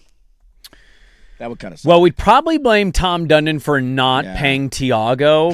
That's got to be the problem, right? So, like, anything you ask Blaze related, if this doesn't go well, just follow up with how can we blame Tom Dundon? How do we pivot? Instead of literally anybody else in the organization for not doing a good job. Like, we were having this debate after the show again. The Aldridge stuff caught a little bit of fire yesterday. We had a poll question up. We can update that later on in the show. But this idea, do you retire his number? And I certainly don't disagree with the fact that he's one of the greatest players in Blazer history. I just had the fun thought exercise. I'm 37 years old, okay? 37 years old. In the last 25 years, in the last quarter century, how many All-Stars have we had wear a Blazer uniform? A quarter century? In the last quarter century, the last 25 years. Well, Rasheed. Okay, and 25 years ago, so that would have been 2001. When was Rasheed's last All-Star game? In a Blazer jersey. Well, he wasn't traded till 04. I know. Was he an All-Star in the early 2000s in every year? I don't know about every year. I assume he's an all-star. His last all-star appearance was 2000. So he didn't make it in 01? He did not make it in 01, 02. So you're doing a one-year difference thing there? I am, yeah. Okay. Quarter century. So we didn't have an all-star on that Blazer team, did we? No, we did not. On the 01 and up? No. I mean, Scotty might have been. Let me see Did Zebo Scotty. make one as a Blazer, or was he not here long enough? Let me see. It was just a fun thought exercise of, like, I understand how good LaMarcus was, but I also think the drive to retire his number is as indicative of just how incompetent we've been as it is about him being that good of a player. Dame, Roy. We know some of the obvious. Aldridge, right? Denny. Denny did it this year. Let's see. In Portland, Scottie Pippen was not an all-star. Zach Randolph? Let me check Zach Randolph. Because he would have been the only – because he was getting buckets for us at least before he went to Memphis. He did. I mean, he got cooking there at the end. Yeah. He was not an all-star. So we've had 4? He won most improved player, but that was it. Yeah. In 25 years, we have 4 all-stars. Yeah. Well, but to me, it's also about, like, where your standing is from the organization. Like, how many records are you a part of? I mean, I get it. That's also a part of this, though, right? You hate it, but the reality is I would bet a decent sum that CJ's number is going to get retired. I know that it will. It absolutely will. So, like, if CJ McCollum is not worth... I'm going to pick it in front of the Moda Center the night that happens. Is CJ McCollum retirement worthy for people and LaMarcus isn't? Because I don't know how you square that. LaMarcus is significantly more deserving than CJ McCollum. LaMarcus Aldridge is a significantly better player than CJ. I don't disagree with you. It's not even a debate. But I'm just wondering if the people that are anti-LaMarcus being retired... Will they have the same stance for CJ? Yeah, or will they be like, well, CJ didn't choose to leave. He got traded. It's like, oh, okay. Well, I don't know what we're doing there. I'm going to lock myself to the front doors of the Moto with super glue the night we retire CJ. You should be like the gal that put her hand on the court. Yes. She got it glued. Remember that? I'm going to run onto the floor in the middle of the ceremony and say, over my dead body. This is the guy that held us back from doing anything that actually mattered for a decade. It was Neil. I digress. Do we like the confidence? We have a bunch of new rookies. Everybody's talking about the new rookies. This one happened last night on ESPN. They're showing Cameron Boozer's first game. They send Dave McMenamin over. Oh, I got Summer League fever dirt. To do the in-game interview. Here is the back and forth. Do we like the confidence? Do you feel the NBA line is an adjustment you're going to go through in your rookie year? No, I don't. Is this something you were able to work on at Duke and prepping for the draft? Yeah, I mean, I shot 40% at Duke. I don't think it's an adjustment. You are also able to show other parts of your game so far tonight. A few assists, a few steals. Obviously, we know you get the double-doubles, but how is your all-around game going to help the Grizzlies this year? I'm not going to leave field. I think I got to start making the right play more this game. We're down 3. We're not playing well. I'm not getting a lot of calls, so we got to keep playing, get to the next action. Yeah, I shot 40% last year. A quick question for you guys. That's a hell of a retort. That's a friend of the program, Dave McMiniman? Yes, friend of the city now, too. Mr. Malika Andrews.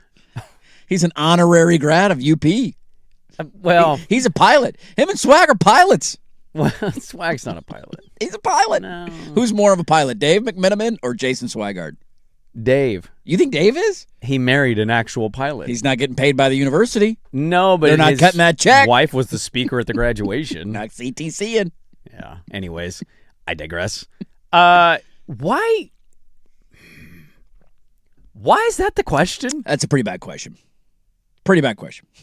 If you shot Are you ready for the NBA? It's basically is what he just asked. Well, no. If you saw the graphic, he was up 1 on the of 6 video, from he was 3. 1 of 6 he did from knock 3 down a at lot that of threes. point in the game. He had a bad shooting night, and that was the question. Are you having a hard time adjusting to the 3-point line? It's a summer league game. Yes. What's the difference in length? Was it like a foot and a half? Foot and a half, somewhere in there. Like, yeah, it's funny to go to gyms now, and you get the high school. And then you get the boys line, college line, NBA line. Yeah, you got to get all 3 in there. You got to get all 3 of the distances there. I didn't get to my other fun with audio. We'll save that for the final hour. We'll get back That's into just the... an odd thing to ask somebody like it's very that. weird. He's the 3rd pick in the draft. He shot 40% in college. Well, but that's not the... Yeah. Yeah. I feel like these interviews, they're trying too hard to make them real. Instead of saying, we're in Las Vegas, I'm wearing a polo shirt. You playing any craps tonight? Yeah. Why don't we get some in-depth stuff? What are you doing in your spare time when you're not playing? All of the in-game interviews just need to stop. They're irrelevant. They don't serve any purpose. Nobody wants to do them. Quit it. Get them out of sports immediately. What would you rather ask Cam or find the answer of with Cam Boozer? Are you making the adjustment to the NBA 3-point line okay? Or would you bet red or black? Yeah, you're a red guy or black guy? I'm a red guy. You got to be a red guy, right? Yeah. Do fellow Portland alumni refer to themselves as co-pilots? That's a good follow. That's a good question right there. You can walk around? No, they don't. They don't do See, that? The problem You're a is, co-pilot? Dave married into it not really knowing until he learned about Malika. Yes. Swag is a shill. Oh, is he? If you pay Swag $4, he is now calling himself a so-and-so. I can get Swag on the dirt payroll? Are you telling me? Yeah. Easily. He's got to hire him for a gig. You think he's really loyal? Wait till Portland State offers him the same job. Ooh, pays he's him go more money, town. and he becomes a the Viking. voice of the Vikings. And then he's going to bother me every morning. Yeah, that they definitely don't. I'm just saying, if they did, he's the you'd do Doc it. Parker of broadcasters. If George That Fox turncoat. called and said, we need you to do D3 games for GeorgeFox.com, I'll be a Fox. and we'll pay you more. What does the Fox say? Doot, doot, doot, doot, doot, doot, doot. Loaded final hour coming up. Get your mail sack questions in. Last chance, Sparta. TRT mail sack kicks out the final hour next. 105.1 FM The Fan. Big hits, big bets, big plays. Today I'm laying the big wood. This is the Layin' Wood Report, brought to you by Mr. Plywood, serving Portland for over 50 years. Walker swings deep into the night in left field, and Walker walks it off. Oh, my. 4 in a row. What a performance. Schwarber gives him high fives. The Philly fans are all leaving. Jordan Walker won the home run derby. He's the 5th youngest player to do so and the first Cardinal to ever win it. Radio play-by-play of a home run derby's got to be a top 5 worst That's not a fun thing to audio option in all of sport to do, right? It's also a copycat industry, and every time I see one, my mind would just go to back. Wasn't that, by the way, your alias? What? Was that the name that you used back in the day? Was Jordan that not... Walker? Yeah. Oh, no. Jordan Watts. Watts. It's close. Yeah, shout out to close. homie Marvin. Yeah. Layin' Wood Report brought to you by Mr. Plywood, serving Portland for over 60 years. Delivery, custom cutting, and special orders. Visit them at mrplywoodinc.com or at Southeast Stark Street.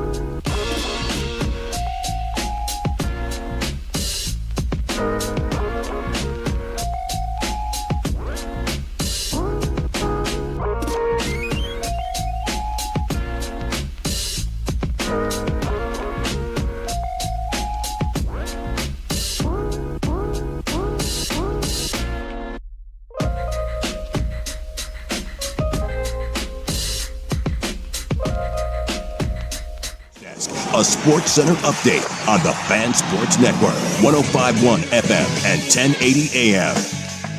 First on the Fan, the Portland Fire on the road in Connecticut this morning. It was an early 8 a.m. tip. And right now it's been slow going for the Fire. They trail 50-40. Aaliyah Edwards, 15 points for the Sun. 3 Sun players in double figures for the Fire.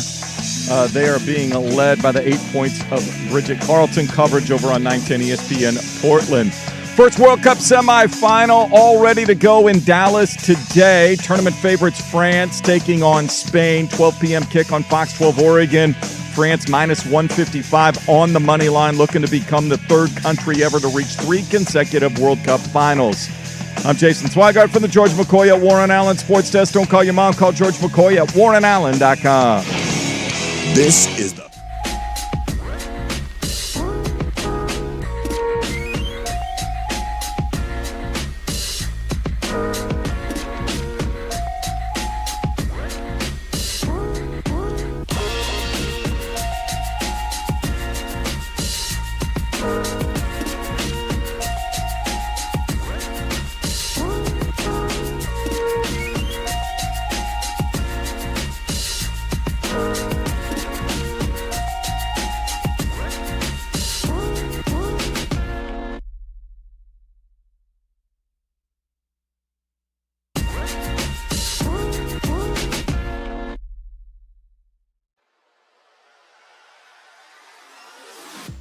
Hey, let's do this final hour. Dirt and Sprague here, Portland Sports Leader, 105.1 FM, The Fan, 1080 AM, the Odyssey app, live on YouTube. Good morning, everybody. Hope your Tuesdays are off to a great start. We got a lot to get to in the final hour of radio. I have a bit of fun with audio to play for you. We'll get into the World Cup first semifinal game is today. I got to get your guys' footy thoughts on the semifinal. Did I hear correctly? Nobody's ever been to 3 finals in a row?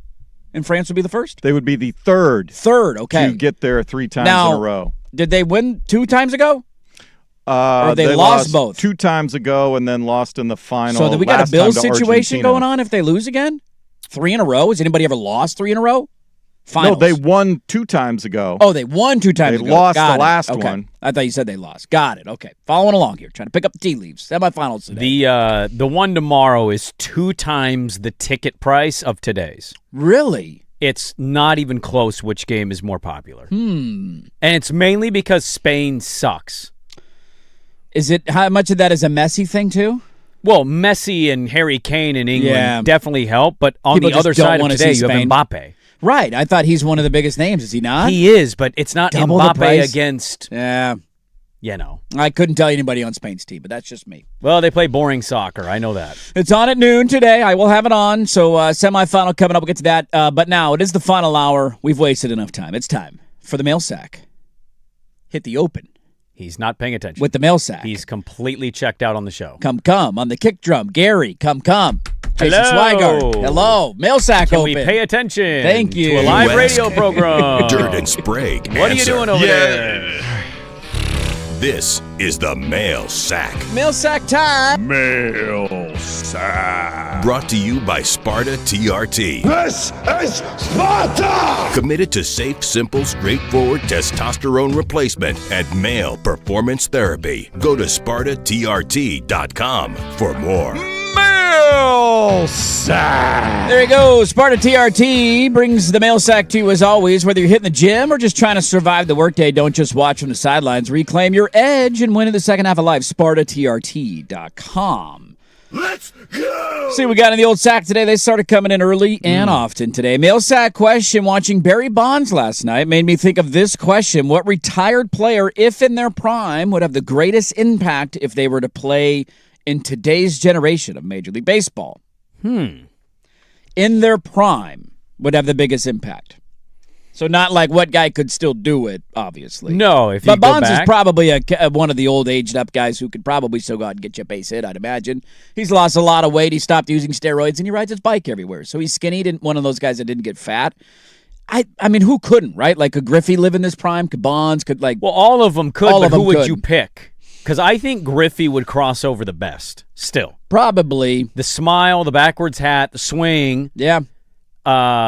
quiet-natured, but like idolized and loved by every athlete of every sport. The backward hat was so iconic. Dude, Bonds was an a-hole. Oh, always was. Everybody hated him. McGuire was obviously the roided-out dude.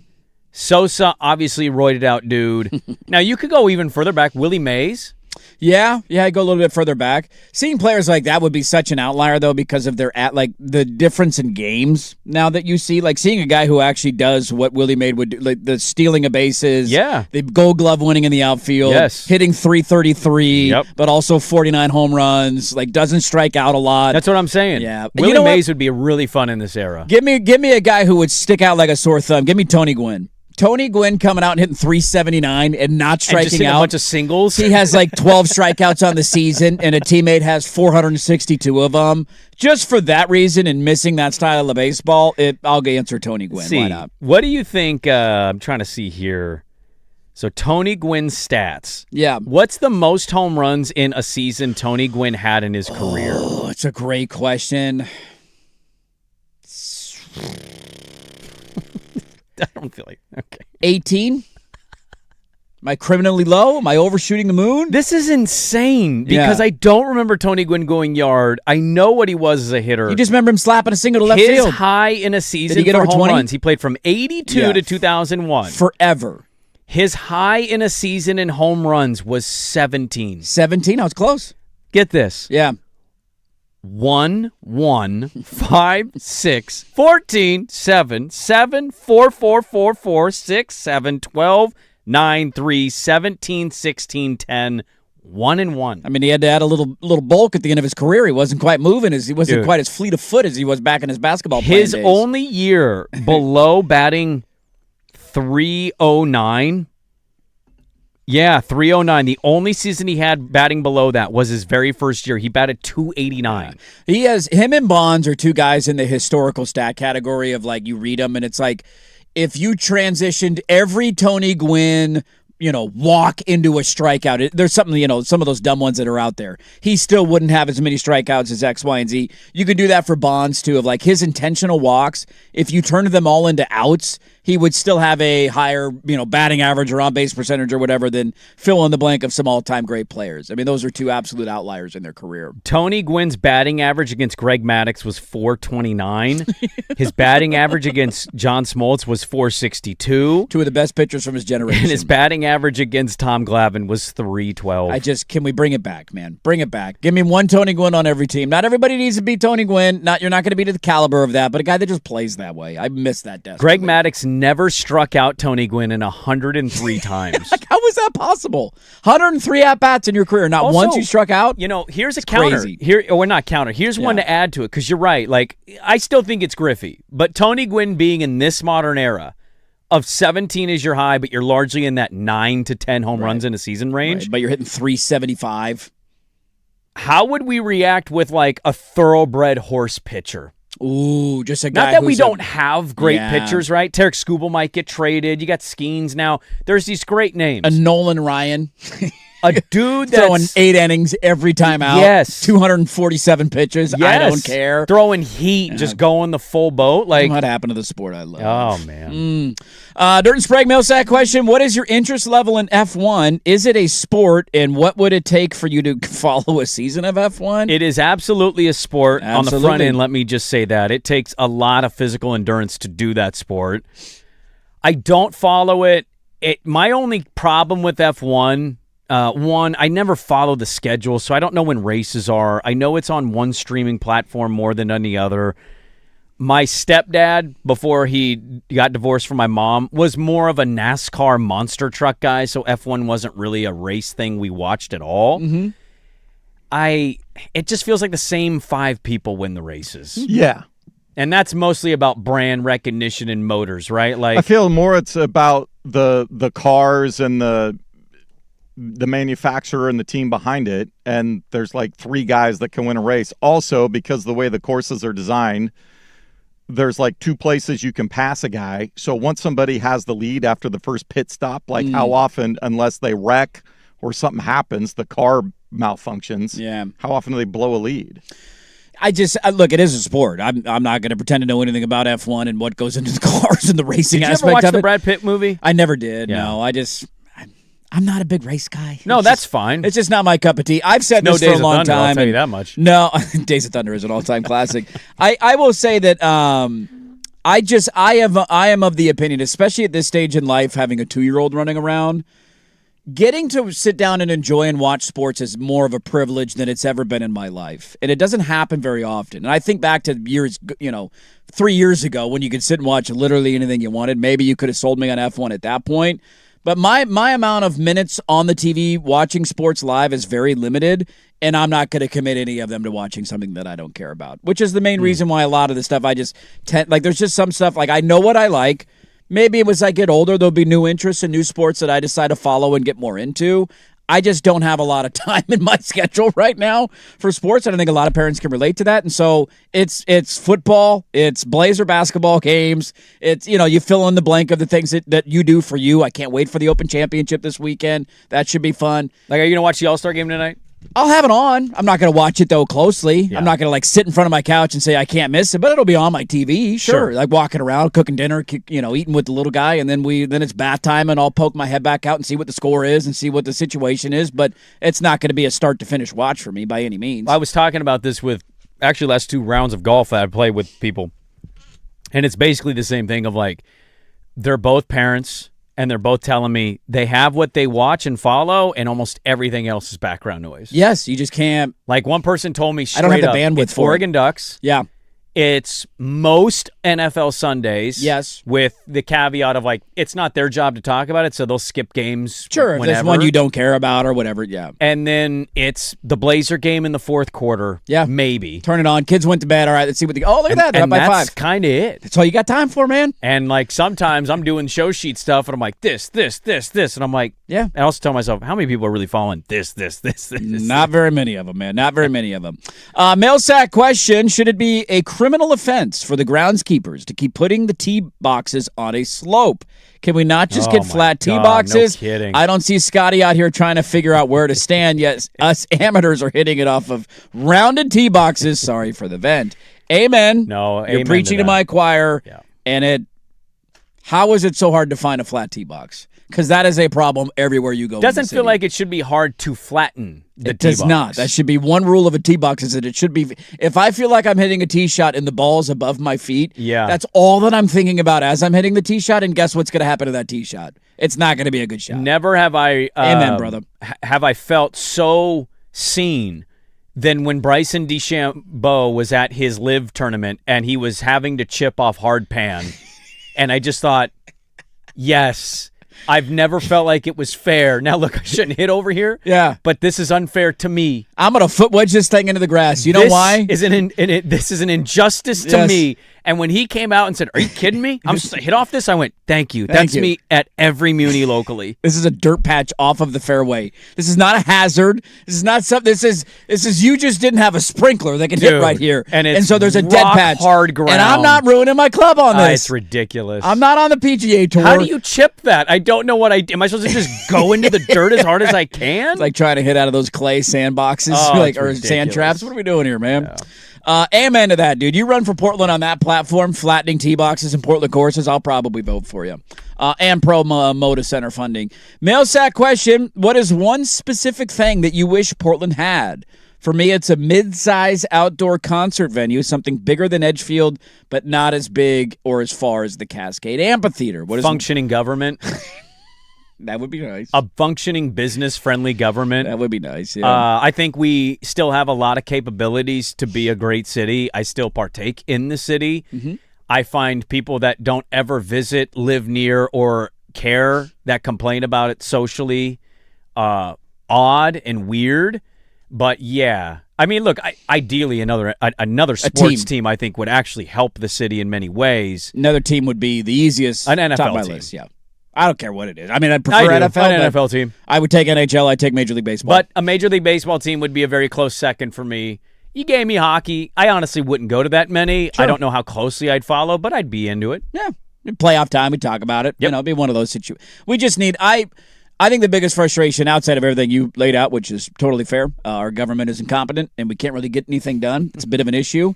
If we're just going to boil it down to more specific of our thought process and the way that we work, There is a part of me that despises the Blazers because of the monopoly they've been able to have over the sports fans in this city my entire life. And I think it keeps us from being overly critical. It keeps us from having another place to go spend our dollars that will make us happier. There's this idea that everything they do is right and that we've had this great organization forever.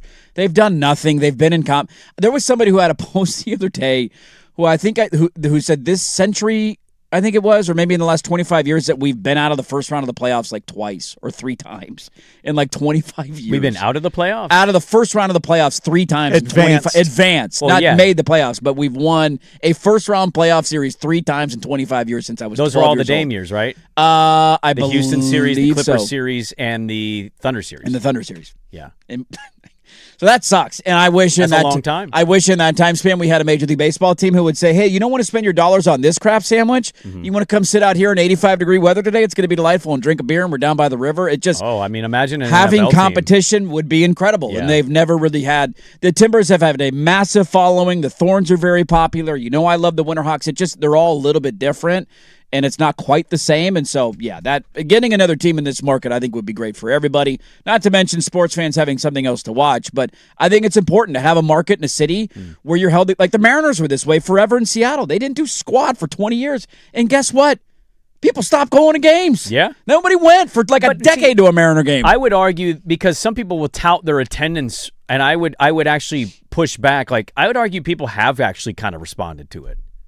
Their attendance is not. It has definitely dipped. They don't for sure. sellout streak at the Moda Center anymore, dude. It has definitely dipped. People don't feel the urgency or need to be at as many games as maybe you once did, because it's largely continues to be the same product of, hey, cute little team, cute little story, hey, cute little player. You're never a title contender. Right. Don't worry, at the deadline we'll do something fun. Yeah. Mail sack question. What are your predictions for the rest of the Major League Baseball season, and do you have any dark horses? I'm probably the worst person to ask here. Well, I have not watched. I found out yesterday the White Sox were in first place, so I don't know if I'm the guy that you're going to go to for baseball expertise right now. I think the Marlins are going to make the playoffs. Okay. I think that's a fun. Are they a dark horse? Story. Are they a contender for you? I mean, making the playoffs in baseball puts you in the running for it. You're not wrong. Is anybody going to pick them to beat the Dodgers? Absolutely the hell not. The other take I would say is the Dodgers will not be winning the World Series, but I don't know if that's a hot take. Ooh. I think that's a take. Should we flip it or stick it on our preseason predictions? Did we all pick the Dodgers? Let me see. Swag probably did the thing where he didn't pick his team. I did. Sprague, you picked the Mariners to beat the Braves. Oh. In the World Series. That's fake. There's not a chance I did that. Yeah, it's literally on my show sheet. I think you just edited the show sheet. I think you literally right there. It's highlighted too. Wow. So I took the Dodgers over the Blue Jays. I got the Bravos part right so far. We're in first place. I mean, the Mariners might be a playoff team. Water. Yeah. What if you end up getting it right? Are you going to claim it then if that ends up being the World Series? My Chicago Bear pick has taught me to not flip. Don't ever flip. But I don't think the Dodgers are winning the World Series for a third straight. I had the Brewers over the Blue Jays. Are the Blue Jays any good? No, they're in last place. Last in that the was a bad AL one. East. They're only 2.5 out of the wild card. You took the Giants to win the NL West? Why would you do that? I bought into the Tennessee Buster Posey thing. I was crotching. I was doing the hip thrust movement at you. I was like, hey, dude, let's get into this. This is really ironic. Yeah. So you were out the day that we made our baseball picks, and we jokingly made the baseball picks for you. Of like the funniest possible teams that we could pick, so that's why I put the Giants as the NL West. Wait, so you picked the Mariner and Braves? I did, yeah, knowing it would piss you off. I was going to say, I don't remember saying that. I also, and this is where it's funny, I just started chuckling. I had you picking the White Sox to win the AL Central to make fun of you, and they're in first place. This is like the time my cousin won Uno against our family when she was on a bathroom break. There you go. I had you picking the Pirates Pirates are a fun little story. But they're a fun little story. Yeah. They're not bad. Dude, they're only 2 games back of the wild card. They're right there. They got a shot at it. Joke's on you. I'm smart. White Sox ended up being the right pick. Joke's on Mariners, you. if the World Series ends up being Mariners versus Braves, I'm saving this on my show sheet. That's going to be a really funny callback. If my team loses... Oh, you will never hear the end Let me of it. think about this for a second. Yeah. What did they last then? 96. 96. First time I ever cried at a sporting event. Yep. I think they lost in 99, 2 to the Yankees. In the World Series they did? Yeah, it's a very it's not a memorable World Series. I don't remember the 99 World Series at all. Look that up. Can you verify that? I will. I'm trying to count how many World Series like that I remember watching them lose. Hold on. Many to choose from. Yankees won in 98, 99, and 2000. So 92, they lost in 9. No, you weren't old enough in 91 to remember, probably, I wouldn't right? remember that. So that was, they lost to the Twins in Game Yep. 7. They lost in the World Series the next year to the Blue Jays, Yep. 92. Yep. Made it to the World Series, won in 95. And then lost in 96. Lost in 96 to After the having a Yankees. 2-0 lead, by the way. They and then did lost 4 indeed straight. get swept by the Yankees in 1999. 99 is one of the more It's one of the least memorable World Series in sports history. I got nothing up here on that one. I remember as a Braves fan just being demoralized how much I hated that team. Yeah. The Braves team or the Yankees team? The Yankees team, yeah. The Yankees, dude. Yeah. They killed me in 96 and 99. Mariners beating you in the World Series would be really funny. It'd be really funny. I could never say another negative. You Like, the couldn't. Mariners could be a 20-year That's like your worst run nightmare. of losing. This is like, it's different, but on a similar level of me, like Mario or, Lincoln Riley or somebody like that. When it's just It's not great, Bob. Worst nightmare. It's not great. There you go. More Millsack halfway down, halfway to go. The Sparta TRT Millsack continues next. 105.1 FM The Fan.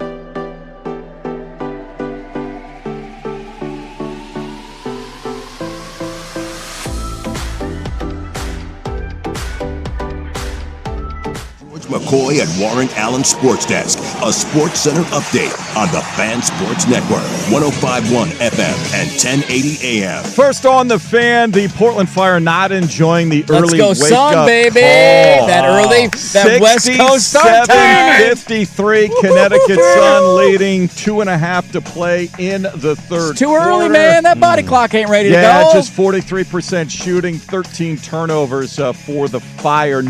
Only Bridget Carlton in double figures. 4 Sun players in double figures. Can I ask you guys both a question? Fire away. Okay. You guys love getting in them guts? What? According to recent research, 170-year-old condoms were made from animal guts found in a castle. Okay. Oh, all right. Took a turn. Can I spook you a little bit? What kind of guts do you use for condoms? I don't know. That's a good Use question. intestines. Why do you know that so quickly? What else would it be? I was just asking a question, and you knew that answer. I'm going to no comment that one. Rapidly. Don't go to China anytime soon. I guess they had some pretty big floods over there in China. Oh, all right. And as it was flooding, 900 venomous cobras escaped from a breeding farm. Oh, boy. And they're just now, there's literally videos of them floating around the middle of road waves, sticking their heads out, swimming through neighborhoods. 900 venomous cobras are infecting neighborhoods. I would legitimately cry if I saw a cobra. They are all, massive flooding wiped them all out, and they just floated out into the public. See you later, buddy. If you can outrun an alligator, could you outrun a cobra? No. What? No. What? No. They're faster. They have are. 8 million little legs on the bottom of their belly that make them go quicker. Hate those snakes. There you go. There's your update from the George McCoy at Warren Allen Sports Desk. Don't call your mom. Call George McCoy at warrenallen.com. This is the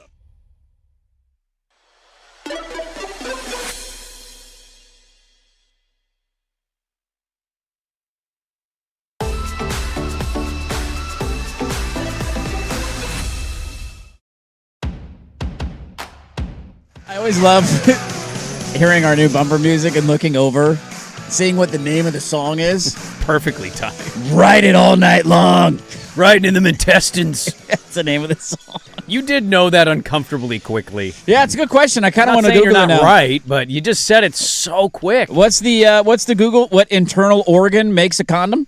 And what internal animal organ makes the best human condom? Organ makes the best human condom. By the way, cobras slither at 12 miles per hour. Oh, I could definitely outrun one then. That's slower than the alligator. The pouch beginning at the large intestine of sheep and lambs has been used to create natural membrane condoms. Oh, Swag was a beef fan. What happens down at Oregon State with beavers? That's right. In earlier periods, fish bladders were also used due to their thinness.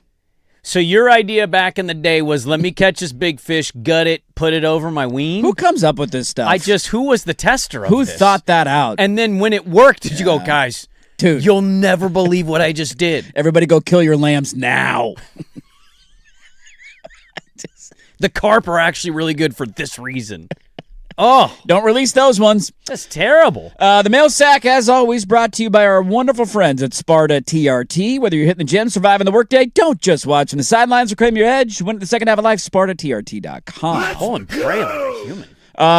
Yeah, there's other strategies here. Let's see here. What else we got in the mail sack? Mail sack question, based on what we know today, how many games do you think the Blazers will win this upcoming season? If this is indeed the roster, always got to preface it with that, and I believe this is the roster. They're just going to have some two-way guy at some point. I'm going to predict that this team wins 40 games. Okay.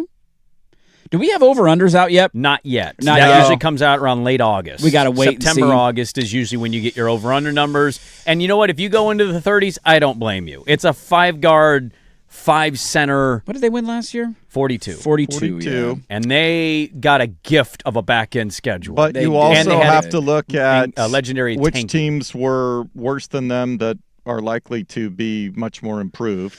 Yeah, I mean, I think the schedule will unquestionably be tougher. You will not have as many tanking teams in the Western Conference. Nope. I don't think that 5 guards on one roster works. I also will acknowledge I am a bit of a buyer in Ja Morant having I don't know if he's going to return fully to form, but I don't think he's going to be a horrible player. So 28% from three. That. And I do think Dame will help. I don't think he's going to be, again, the player that he was. I'm going to say 43 wins. I think you're exactly the same team next year. They're better.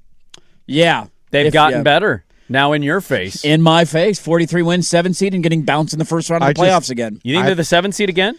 Yeah. Yeah, I think they're somewhere in there. Wow. You don't buy the Snow Time Lakers? I think, the Lakers were already ahead of them in the standings last year. Well, I'm just saying, you go through the laundry list of teams, how much better will the Lakers get? I don't know if the Lakers would be better or worse because LeBron is gone, so I don't know what the impact's going to be there. I don't really know. There will be somebody will swing up and somebody will swing down. That You're happens saying we every swing year. slightly up, but not. I just think we stay the same. I just think we're exactly the same team next year. So then do you have a problem with the roster or not? I do because you did nothing to improve. If you're exactly the same team. I know, and you're going to hate this, but Don't the do it. technicality is fine. They're going to win 42 games. They're going to win 42 games. Are you happy now? Well, I'm not Are you happy now? I know. I want them to Okay. make a move. I don't want Trey think they're- Murphy on this team. I think they're going to be exactly the same team next year. Okay. I think they drop into the 30s. I don't know how with that collection of guards and defensively how they're going to make it work. You're asking an awful lot of what's the second unit? Drew Holiday and Scoot, Tumani Ja, and Kamara Shaden? to guard. Yeah, it depends on who you started as your backcourt, right? Is it Drew and Dame or is it Dame and Ja? Because we know Dame's starting, so what's your starting backcourt? I've got no indication that Scoot and Shaden are going to help defensively or improve. The retort would essentially be, and again, the schedule will be tougher. What was your bench this year? It was Caleb Love. No, I know that. And you won 42 games. Yeah, but the difference is the schedule will be tougher. I The get talent is obviously an upgrade in a lot of ways, but also the counter is just you're operating in a conference that's big. Yeah, no doubt.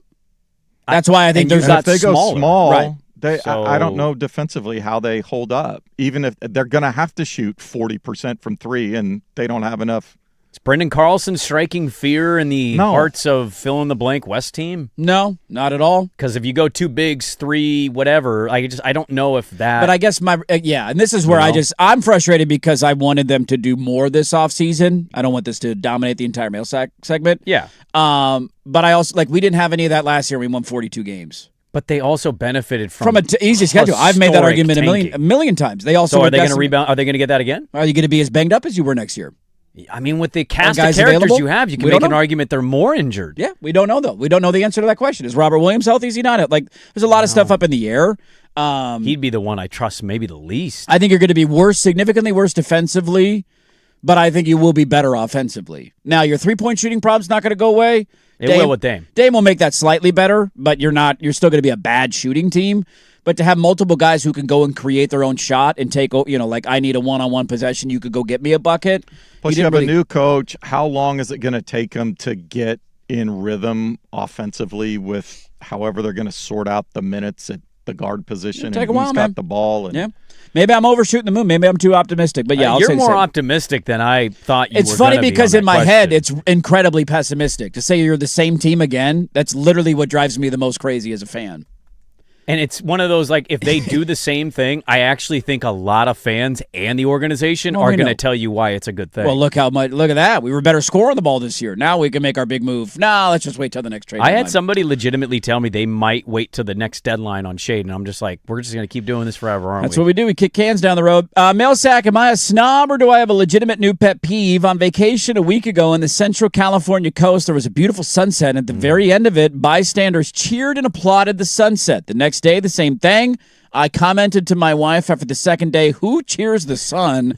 The sunset is a beautiful thing, but you don't cheer the sun. That's dumb. She told me I'm being a snob. Who's right? I wouldn't say you're a snob. You're but right. You don't cheer the sun. I have a Shut funny up thing. about the sun. Shut We up went to about Oahu the sun. in 2021, and we were on the famous Waikiki, strip of beach, and the busiest day we had on the week that we were there was one of our last nights. It was picture perfect. I mean, every day was great, right? It was August. Just the way the sun was, zero clouds. Everybody was on that beach with their phones out. I mean, it was hundreds of people lined up. And when that sun was setting, right when it dipped below and you could still get the brightness but not see the actual sun, the whole beach What are we doing? Just collective clapping. And I love a sunset. It's one of my favorite things of being a human. I appreciate a sunset. I'll give you a little nerd thing. Quietly in my head, I say thank you. It's a weird, grateful thing I do, but I don't clap for the sun. No. The sun knows I care about it. I don't care need about to clap the sun. for it. It doesn't hear me. The idea of clapping is really funny. Also, I'm sure all those people have watched that video a million times on their phone. I'm sure they scroll took every day. photos, and I look at those photos once in a while. You But take videos, your phone out, no. take a click, put it back down. Yeah. I don't need a video. I got of some that. sunsets there. The one in Venice when we were dining al Anybody fresco. applaud? No, we were enjoying our dinner. Yeah. We got to quietly enjoy It was the quiet. sunset. It was like everybody turned around for a moment. It's like, hey. It's an unspoken moment of beauty. Yeah. We're all sharing this moment together. Don't ruin it. And you just take Don't it ruin in. it.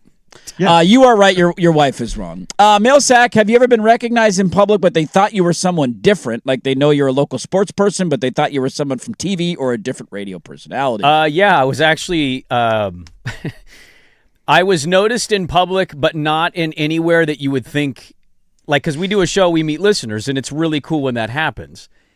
I went down to California years ago, and I was covering UCLA the year they went to the Pac-12 title game by default because they had the divisions back then. Mm-hmm.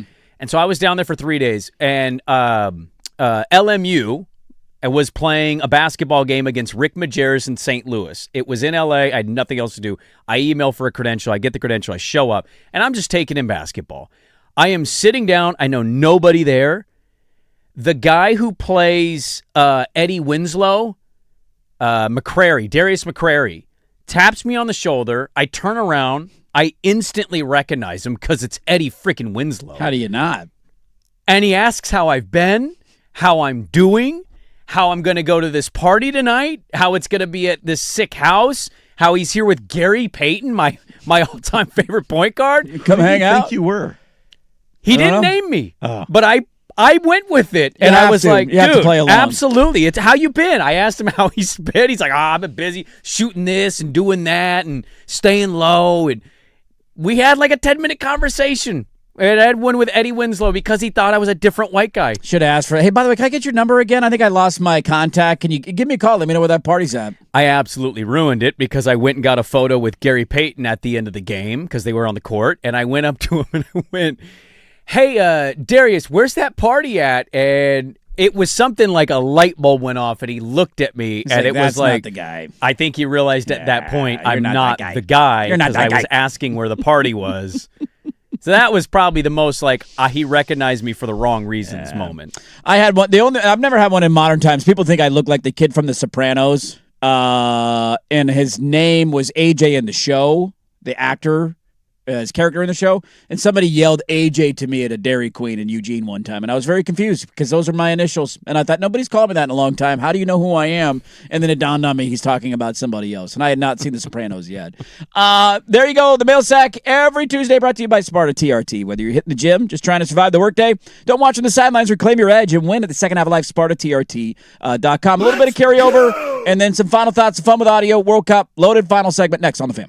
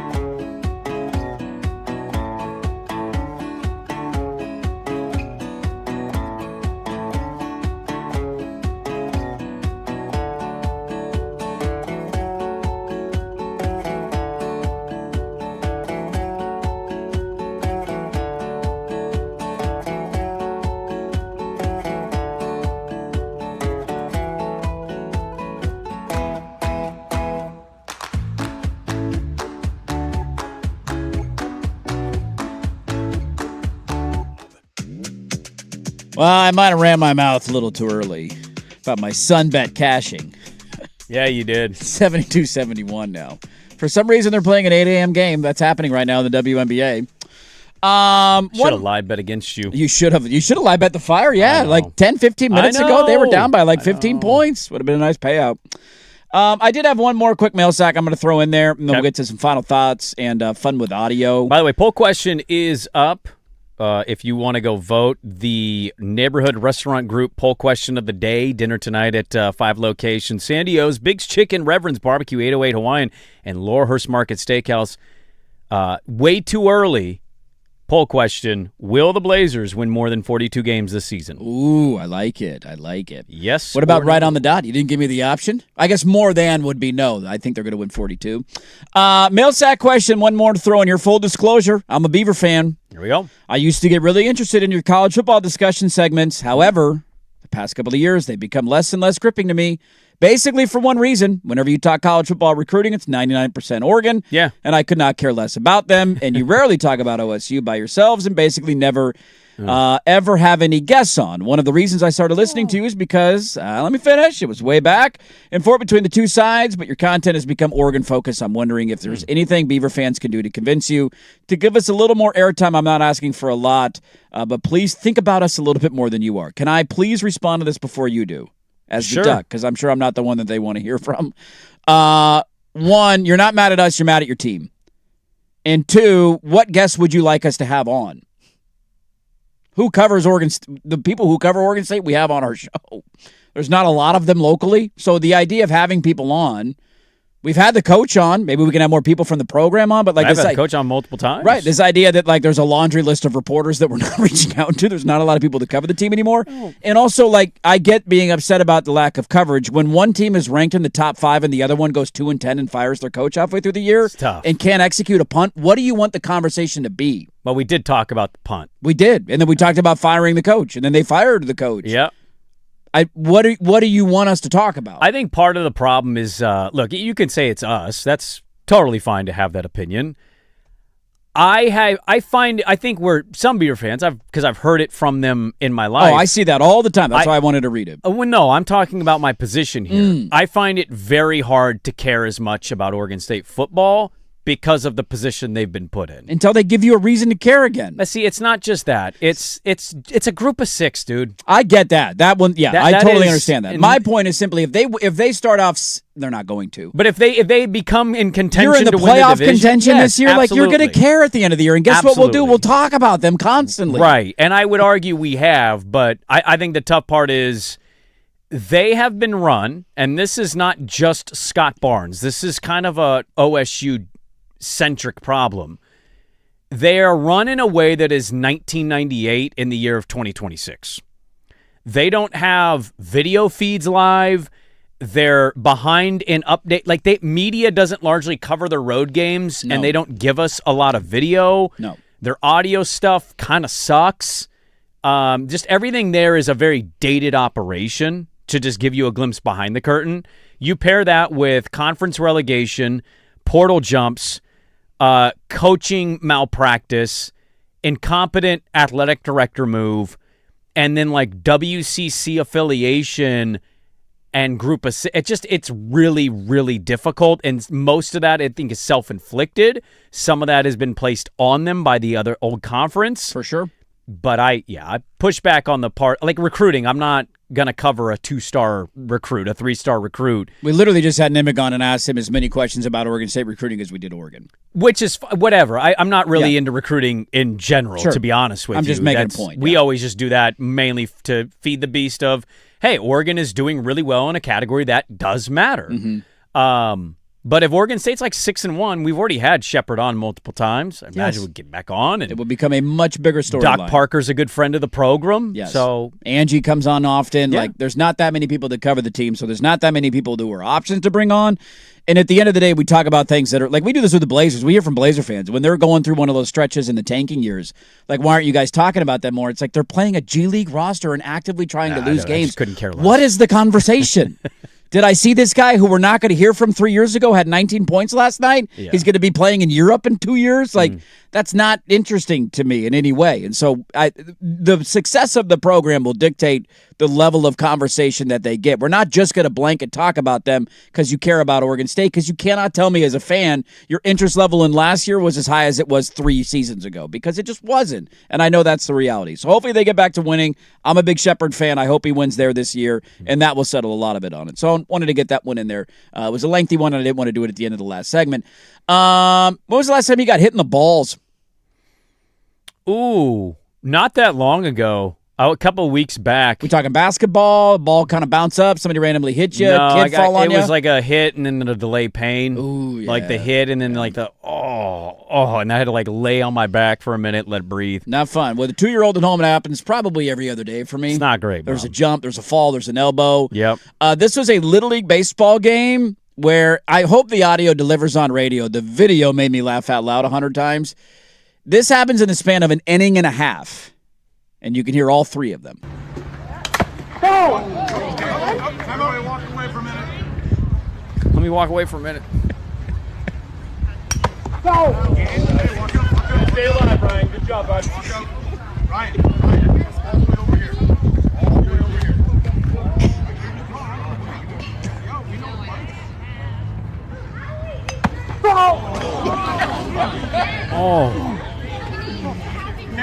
Cam, just go for a walk. The coaches keep telling the kids just go walk around because the kids are like lining back up in the box. They're like, no, you go get.